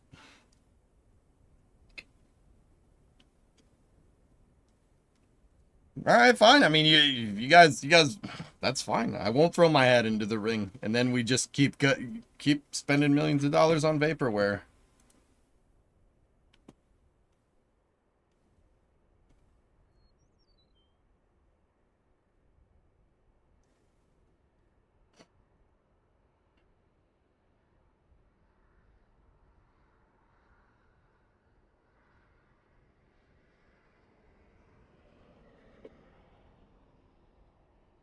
Give me 1 second.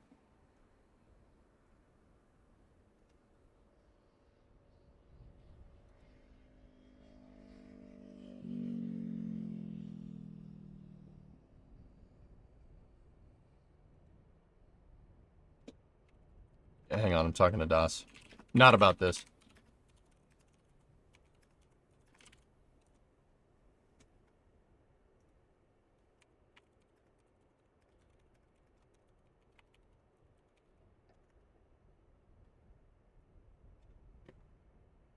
Couldn't they change the RS-25 to BE4s? Nah, you'd be changing the propellants of your core stage.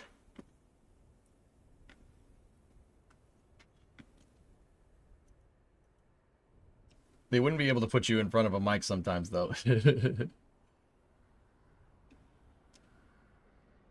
But guys, anyway, what I'm saying is that I'd be confident enough to know I'm out of my league. But if I had the opportunity, I'd take it.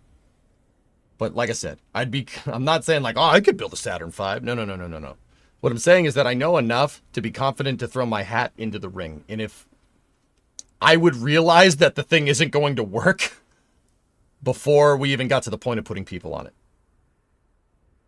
I have the wherewithal to get that far at the very least. I'm not saying I'd be successful, all right? Let me just be very clear on that. But, god dang it, I'd try. I could do better than that. It's 14 years. They've produced nothing. Not, like, actually nothing. Nothing. Like, nothing. They've made nothing.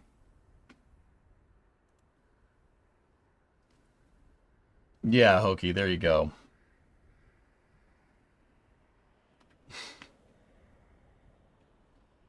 Believe me, I don't sit here and read books about systems engineering for my health, because you'll go gray just reading about how to do it right. It's a pain in the butt.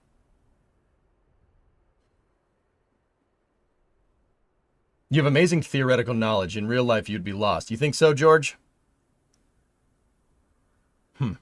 Oh, this is space. I'm in space. Maybe I need to get better at that.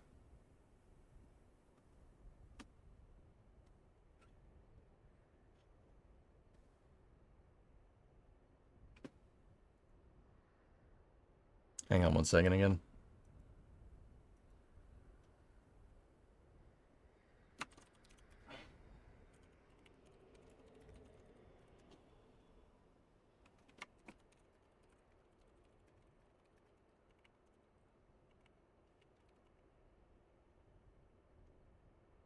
Why not contract the EU as the glorious Bakalakadakistan?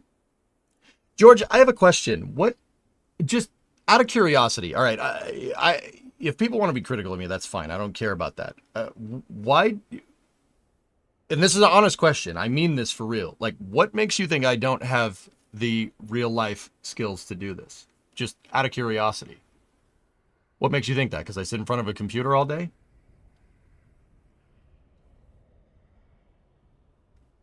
I'm just genuinely wondering what's the premise for that, because you know, to be honest with you, you're probably right. I'm just wondering how I got that vibe. Like, what makes you think that? Just out of curiosity. Humor me, if you will.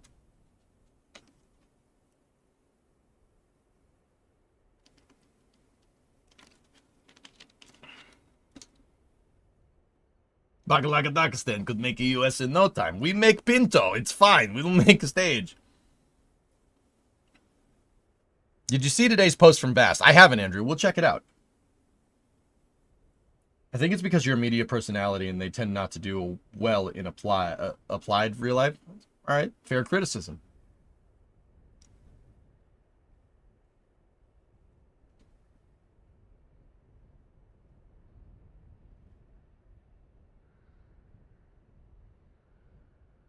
To be honest, EJ, right, I'm interested in how I can improve an understanding even for now I'm just a space nerd. You got to get hands-on, man. I think you'd do fine. This is a management issue, and you know enough to talk. You know enough to talk to engineers and the energy and drive to put a boot up butts. I don't want to do that silly, but that's what needs to be done. It's very clear. Like, being a jerk like that isn't always the way to lead. And even if you were, it's the George Hotz effect. Couldn't hack Twitter. What do you mean, Hans? Has he seen the shop? I'm just, yeah, no, I mean, I can show a bunch of stuff sitting in the garage. I don't think I have OBS up on the other computer. No, I don't. Gotta go turn it on, but I've watched you many times, and you're very articulate and have great theory knowledge. However, that doesn't make a good engineer. Interesting.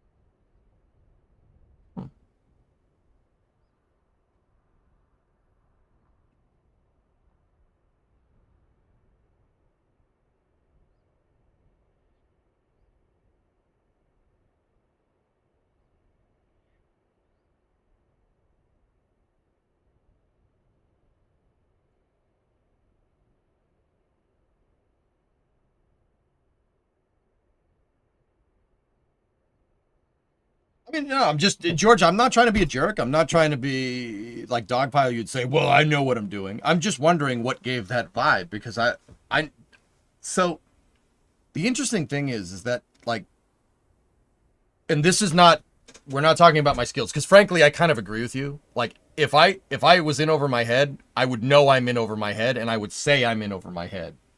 And you're probably right. I probably wouldn't last very long, but at least I'd try, right? Like, but the big thing that I'm getting at is like I have a lot of theoretical knowledge, or it seems like I have a lot of theoretical knowledge because nobody wants to see you crunch numbers on stream, right? Like, how do you know I'm bad at math? How do you know it's just theory? Like, I could sit here and we could go through the numbers. I used to on stream. I mean, that was like 7-8 years ago. I used to run through delta V formulas in thrust calculations and all the other formulas that for like figuring out how your rocket engine flies, and then we do it in KSP. Like, I guess what I'm saying is like I'm a lot better at this stuff than I let on because there's a certain level of detail that you don't kind of exceed as a content creator. Does that make sense? For what it's worth, I still agree. I probably wouldn't. I'd be confident enough, but if, I'm in over my head, I'm in over my head, like.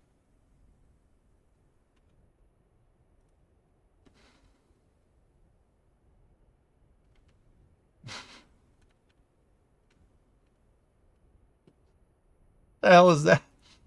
Having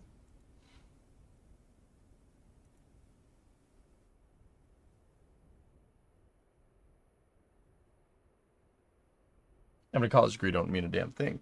I'm not talking about a college degree. I mean, on a resume, yes, it does, goalie. Unfortunately, in this field, like, sorry. If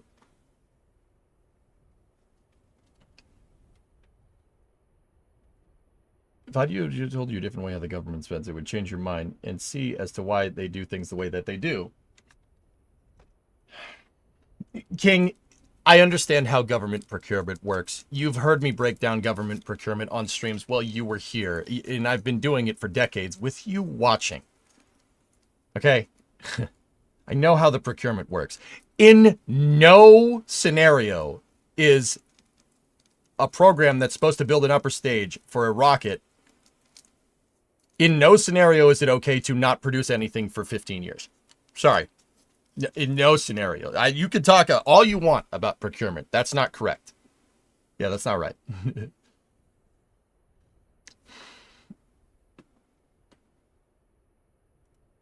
What are you doing for Valentine's Day? Stuff with Brimo.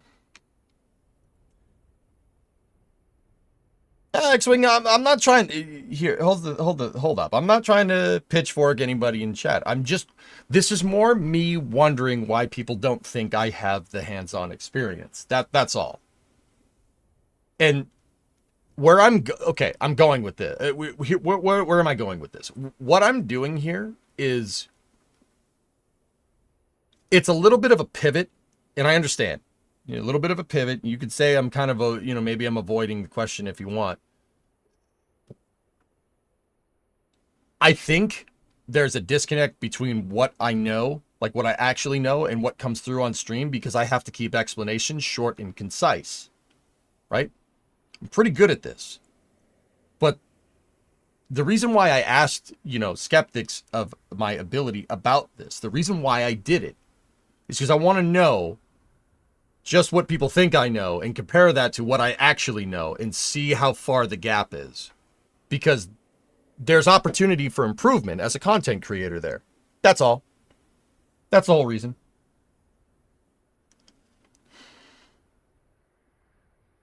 Yeah, hey Orison, what's up, man? That's not what I'm talking about. Use it or lose it. If you don't use your budget, you won't get the same budget next year. You either waste money or your budget get cut next year. Yeah, figure out better ways to fund things then, because space programs can't really work like that. We're not procuring ammunition here, or are we? We're procuring stages. But then again, if you're procuring ammunition, you didn't design the ammunition, right? But with NASA, they have to do that. The way they procure you can't procure it like military contracts. That's why I always say, King, that the contract structuring for SLS right now is terrible. It needs to be completely revamped.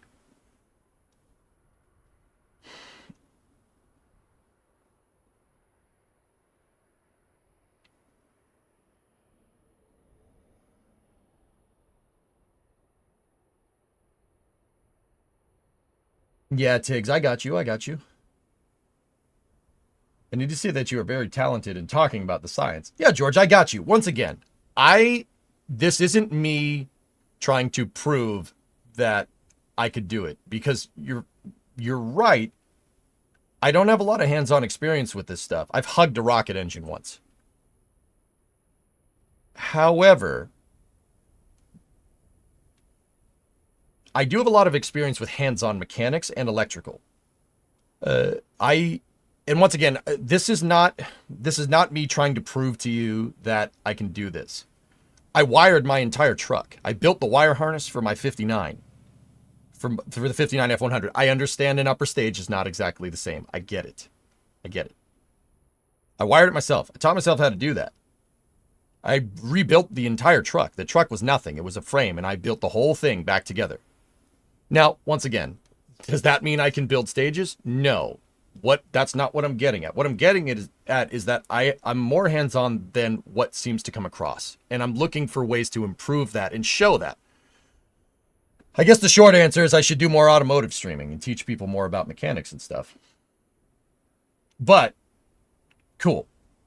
I'm happy about the theoretical stuff. Yeah, once again, that's the reason why I asked. Because, yeah, you're probably right.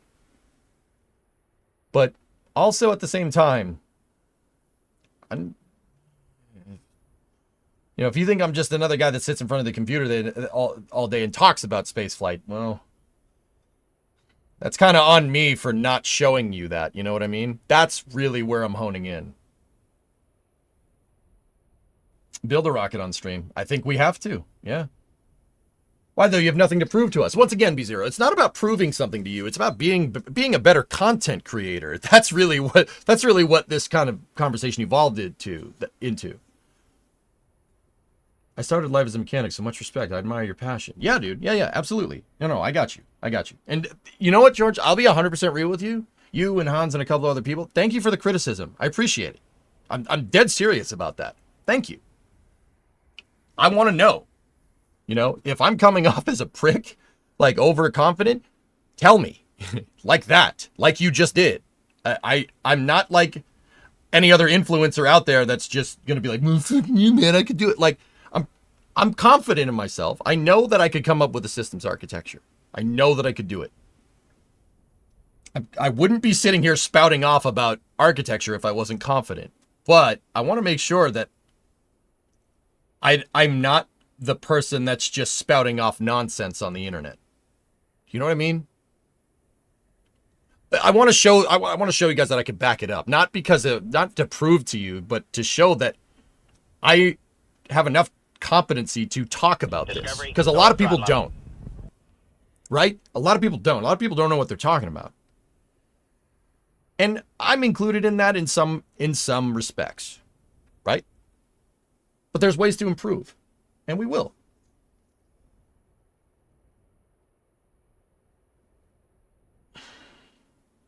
Has this become more state of the stream? No. That is chat's job, spouting off armchair expertise. Yeah, there you go. Yeah, I got to do more technical streams then. As someone who works in the industry, if you think you can do better, remember that government space programs aren't just about engineering. They're about navigating budgets, regulations, and politics. That is where I would fail miserably, Baron. Oh, yeah. The best design won't win if it can't pass certification or fit with the aging infrastructure. Success isn't just about speed, reliability, diplomacy. Yep. Yeah. True that. One state of the stream, though. Man, going down to Boca really screwed that up. I had planned for it the week that I ended up going down for Starship. We should probably do that.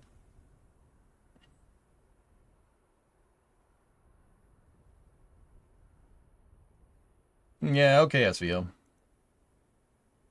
I never said you spout nonsense. No. I got you. I got you. All good.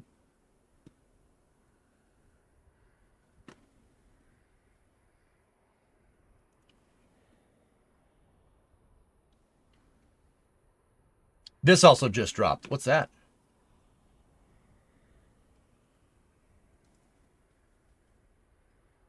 I guess what I'm saying is if you guys think I'm going off the rails, reel me in. And then we can figure out ways to be a better content creator. You know what I mean? Basically, keep doing what you did. That's what I'm saying. Because that means I have a place to improve. But also, man, I could design that damn upper stage. I could. It's not Dunning-Kruger. I would get further than most.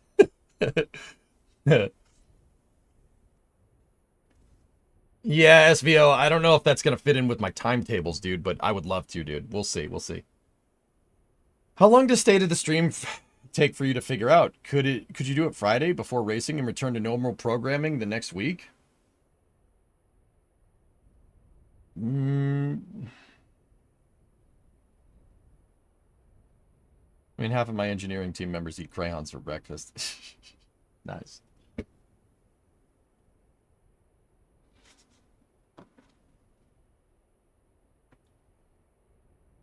Give me 1 second.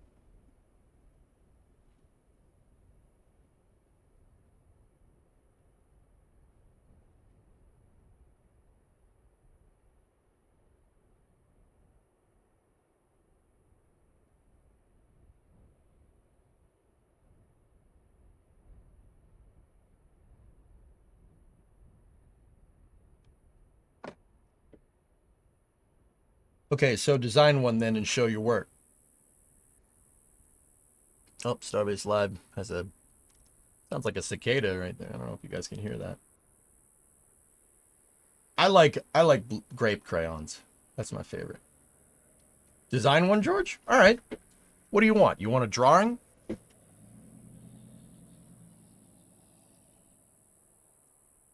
I think you could be a great tech one that can actually communicate with engineers. It's time to talk about the turbo encabulator.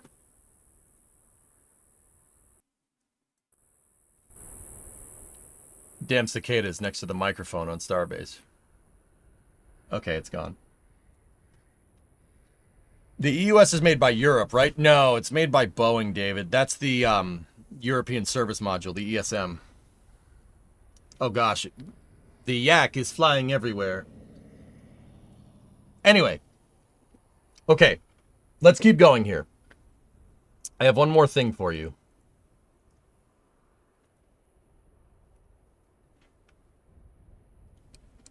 How spicy do we want to get?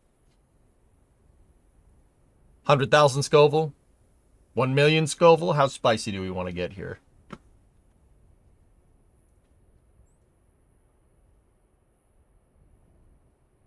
We're already talking about pretty spicy stuff.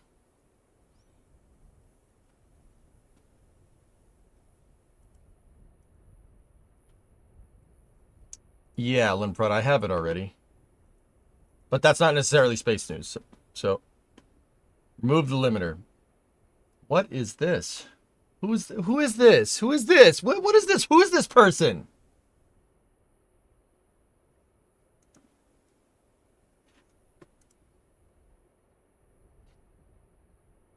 So I am, speaking of confidence in what's going on, Ashley Vance tweeted this. Ashley Vance is a writer. He writes books about spaceflight. He wrote a book about Elon Musk, basically a spaceflight journalist. So this is off USA Spending. So this is the official website of the United States government.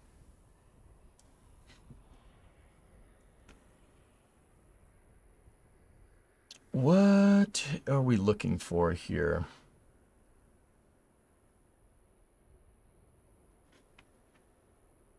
Yeah, I've seen it, Bargon. It looks great. What are we looking for here? We need Jack to make a visit to the Starbase live mic broadcast and whisper sweet nothings to you. Yeah.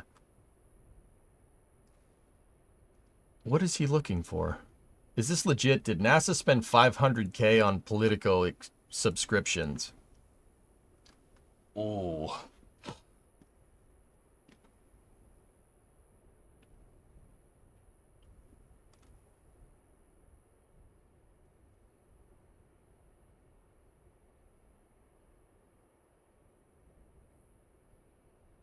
Hey, Kino. Your resident Lompoc launch reviewer has returned. What's up, man? NASA. $473,500. A subscription service. Where does it say Politico in this image? That's what I'm trying to find.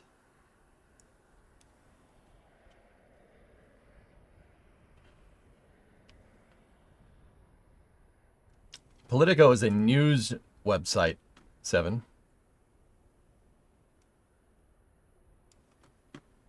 The recipient right there.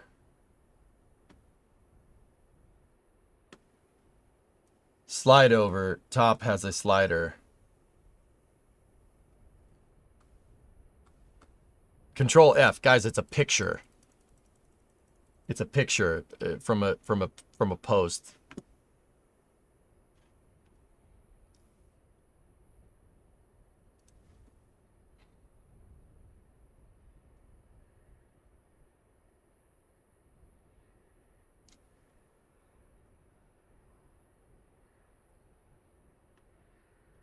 All right, hold on.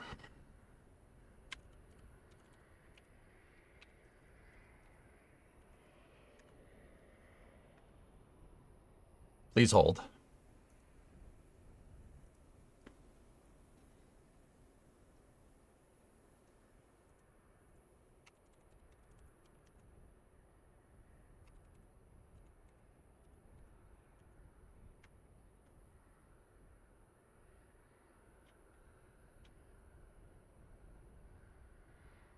That's the recipient ID for Politico. Let's see what we got, hokey dokey.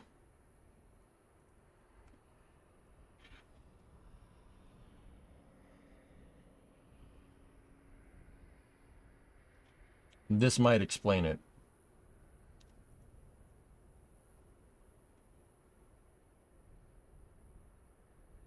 Pro Politico subscriptions are down 20,000 a year or more. It's Bloomberg terminal for federal functions. It's not the headlines you scream about on here because they're mean to your favorites. I don't know what that means.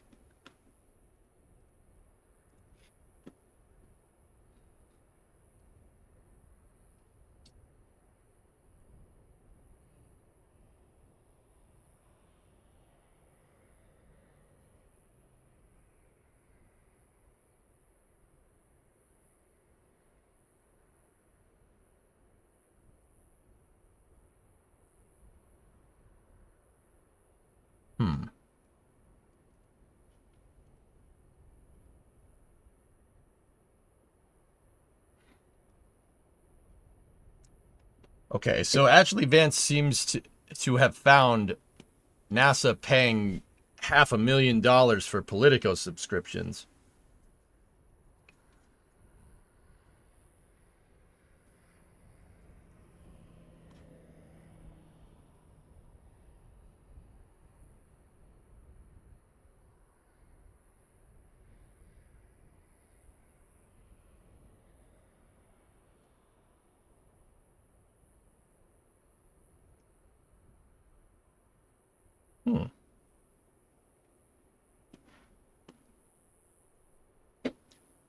Why does NASA need access to Politico, though? So does this go back to the horrible allocation of NASA budget? Yeah. Yes, Trey, but here's the thing. Here's the thing. Right here. This is what I want to believe. So whenever I see something like this, that's something that's kind of a confirmational bias, so to speak, I start digging. When it's something that I want to hear, oh, of course NASA's wasting money, wasting $500,000 on a subscription to a website that's useless. Yeah, capital allocation. See, now I'll start trying to prove myself wrong, because that's how you scientific method. NASA spending $500K on a news subscription, but it's actually bad. Why would they have that? What's the scenario where NASA needs a subscription to Politico? I'm sure there's a reason. Did you hear about the sussy new appointee at NASA leadership? Baron, yeah. A SpaceX veteran of 15 years. His name's Michael. I forget his last name. Is the assistant to acting administrator Petro right now.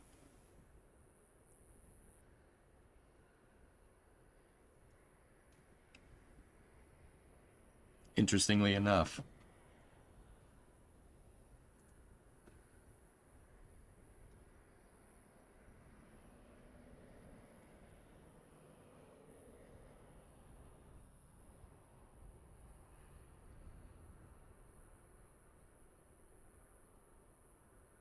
Forget that's political. Why would NASA need to pay for any news service? That's really what I'm wondering, dude. Okay, this might be stupid. Is that a good thing or a bad thing? Well, you know, here's the thing. I've been sitting here talking about capital allocation for a long time, and I can't really think of any particular reason other than scientific research, in which case, no, why you'd be shelling out that kind of money to something like Politico. One possibility chance is it's a subscription that's offered to their staff in part of their library. I know the Navy has a library system that is accessible to all employees in active duty that has subscription to these things like O'Reilly manuals. That's my guess, Hokey. It's probably some package thing. So like, yeah, that's my guess. Like, oh, you could work at NASA. If you work at NASA, you get a Politico subscription too. It's a perk almost, right? Like,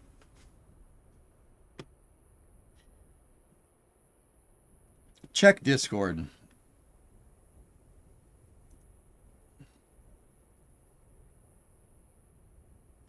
Yeah, I know. Uh-oh. I guess they don't anymore.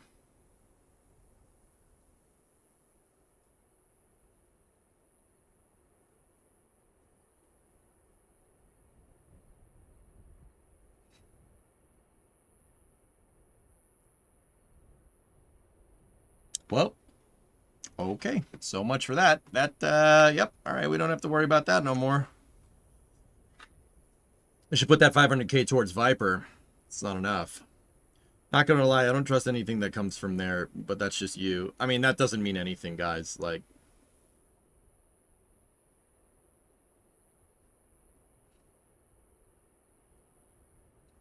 I'm just, like I said, if I see something that I kind of agree with, like that, you know, everybody is trying to get you to agree with them nowadays, especially on social media. You know, whether it be for engagement or whatnot, right? When I see something like that I'm like, oh, great, good, canceled, excellent. Now I want to know why, right? Like, you want to know why. Why would you do this? I'm sure there's a good reason. Or is there not? I'd go searching for the good reason before I go searching for the bad reason, because I know good and well enough that, you know, with the state of capital allocation of NASA, seeing something like this would piss me off. But, like I said, I'm not going to play that social media game. We're not doing that. Figure out why, right? You hope there's a good reason. Yeah, sure. Yeah, if you want to get at that, absolutely.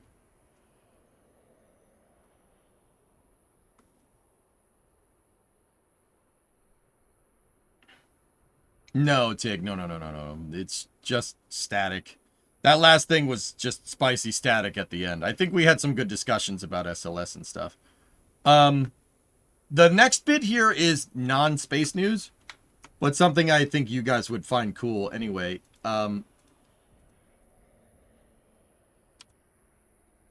It has to do with, well, here, look at this.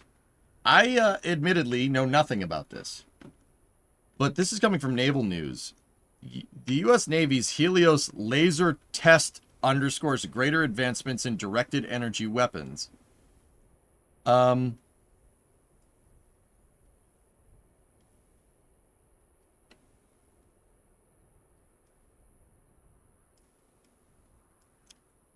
What the actual frick is going on here?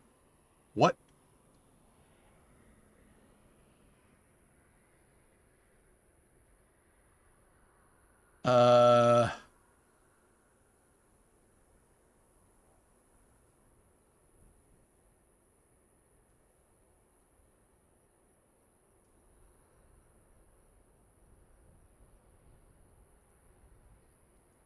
In late 2024, the U.S. Navy tested its Helios weapon systems against a threat representing a cruise missile. This test, performed with the USS Preble, DDG-88, will inform the fleet for a wider number of directed energy efforts. The U.S. Navy's high-energy laser and integrated optical dazzler and backronyms.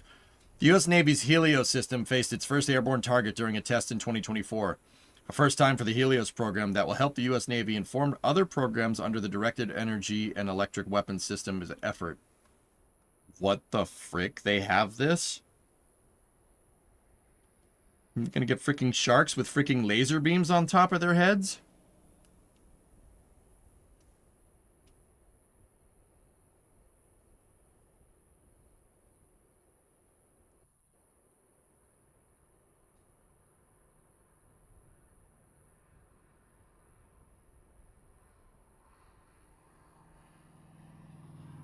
What the ball? Look at that thing. Look at that thing. What is that?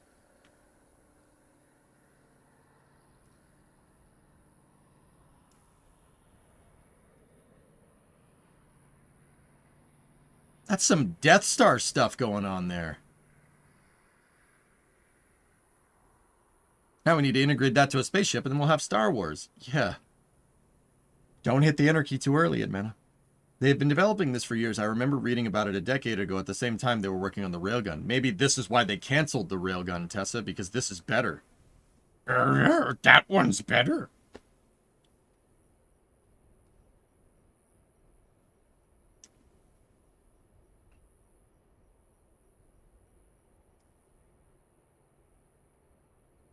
Dude, that's crazy. Look at that.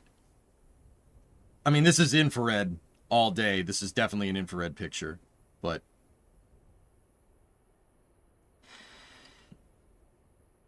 don't touch the boats. Oh, you guys are making me want to play Hearts.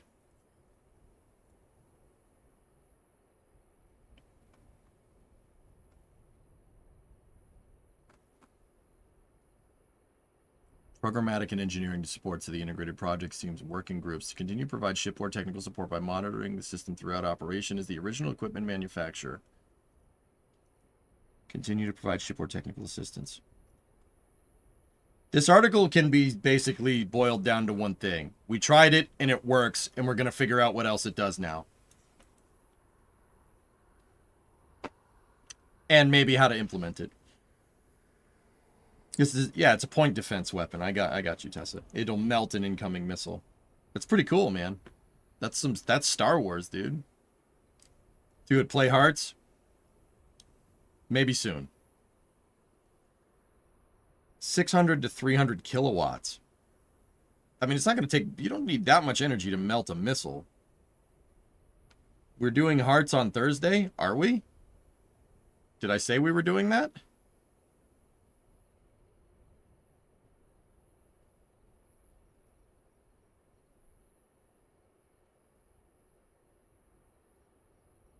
You just did? I see what you did there. I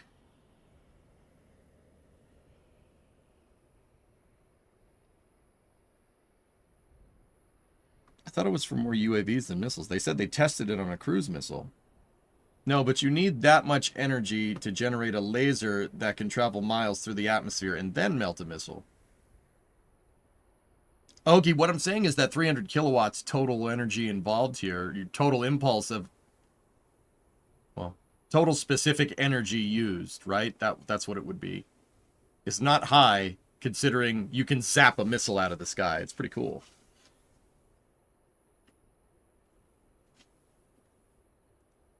Neat, Baron. Note, I said May. Right.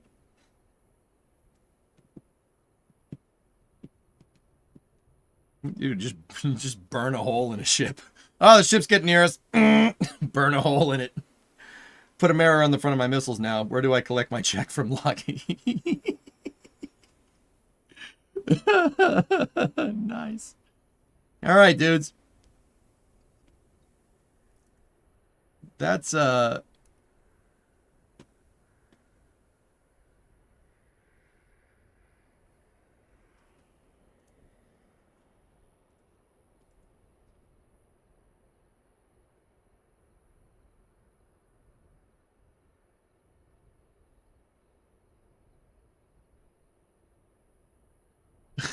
well, that's not enough counterweight to move that. Jack, what the hell? Why does it have my watermark on it? Nice. Oh my goodness. Jack. Jack's just Jack everywhere. That's pretty funny. All right. I would believe you made this. It fits your personality, I think.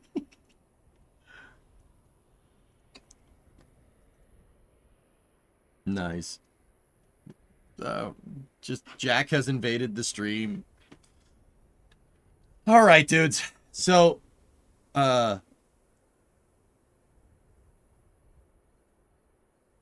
another world, Yak makes this picture. Yeah, right. I'm going through vids I have not put up yet and forgot this one. Watch the ears.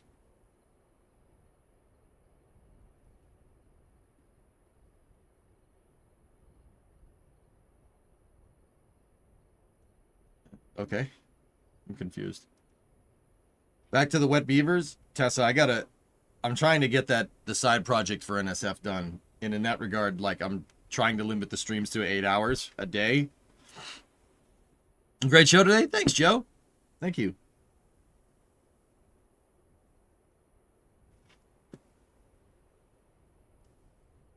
What is that, Baron?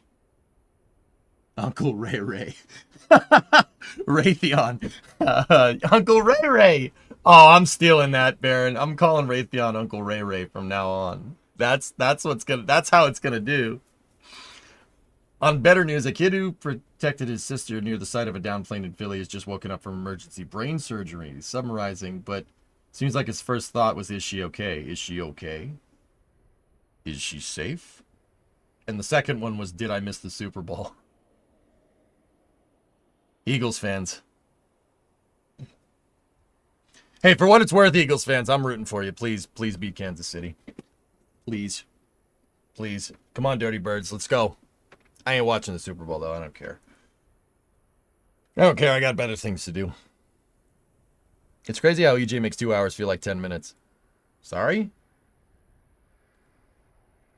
No, Yuri. Not Missouri. No. Gross. Ew. I want the refs to win because screw them both. Well,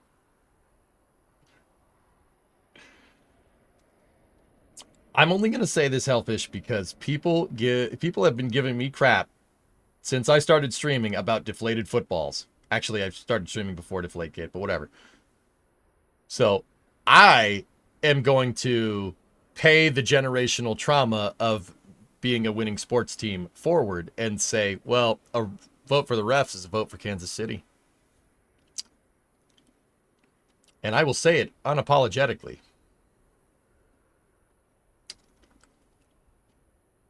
Man, it feels good not being the one that everybody's dumping on. It feels great.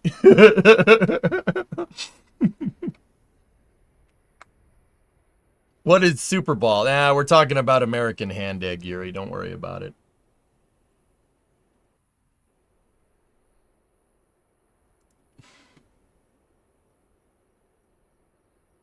But yeah, once I'm done with this NSF side project, dude, we'll get back to doing after hours.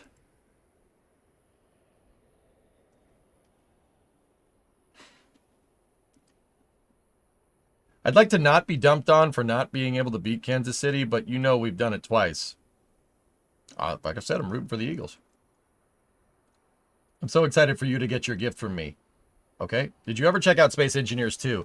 Yarg, I didn't, because from what I understand, it's very minimum right now. There's not a lot of features in it. I watched a couple people play it, and I'm just like, kind of, we'll wait a little while until they upgrade more stuff. American football in Chinese is literally translated to olive ball. Fun fact. All right, cool. It is minimum wait until the next update. Okay, Evil Rays, so I was right. Only creative mode right now. There's another Pennsylvania, and I have to say go Birds. Go Birds. EA. EAGLES. Let's go. Fly, Eagles, fly. What? That's the thing. That's what you do, right?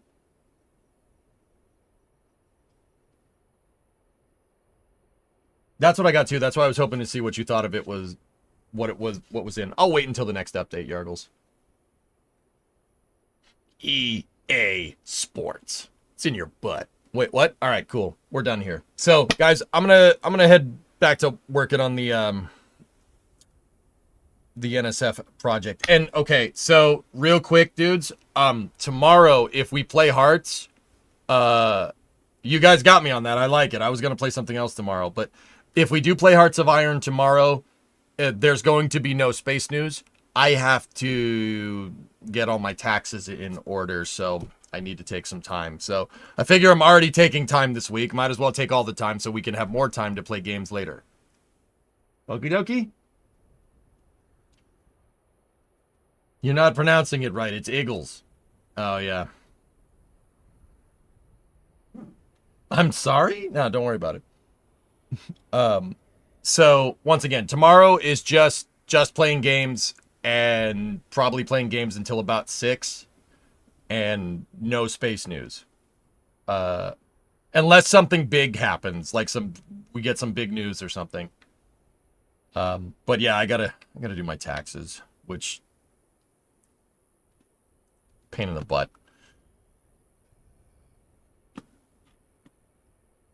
Raid the dude, I've been forgetting to raid people. Yeah. Anyway, that's gonna do it for Space News. I hope you guys enjoyed it. I will talk to you guys all tomorrow at noon. Yeah, you guys suckered me on playing Hearts, so all right. This is Josh DeGroot's fault in the Twitch chat, if you really want to know. Let's see who we can raid. On the YouTube side of things, you guys have a good night. I'll see you guys tomorrow at noon. Let's see. Oh! Civ 7. People have been asking me if I want to play. Do you want me to play Civ 7? I'll play it. I don't know how to play a Civilization. In fact, let me put it to you like this. The last time I played Civ, it was Civ 4. I have no idea what I'm doing if we decided to play, just for what it's worth.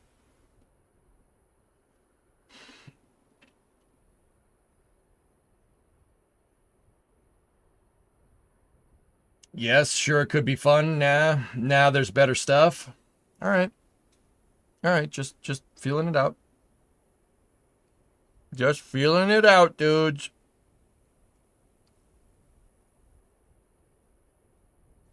So, Etal's playing Civ 7. I actually want to go see. I want to go see what this is about. And then we'll go from there. New Sins of a Solar Empire. Yargles, we'll see. I think Hearts is better, yeah. Well, let's go raid Italics and we'll see. On the YouTube side of things, have a good night. I'll talk to you guys all tomorrow. Once again, no space news. Just gaming tomorrow.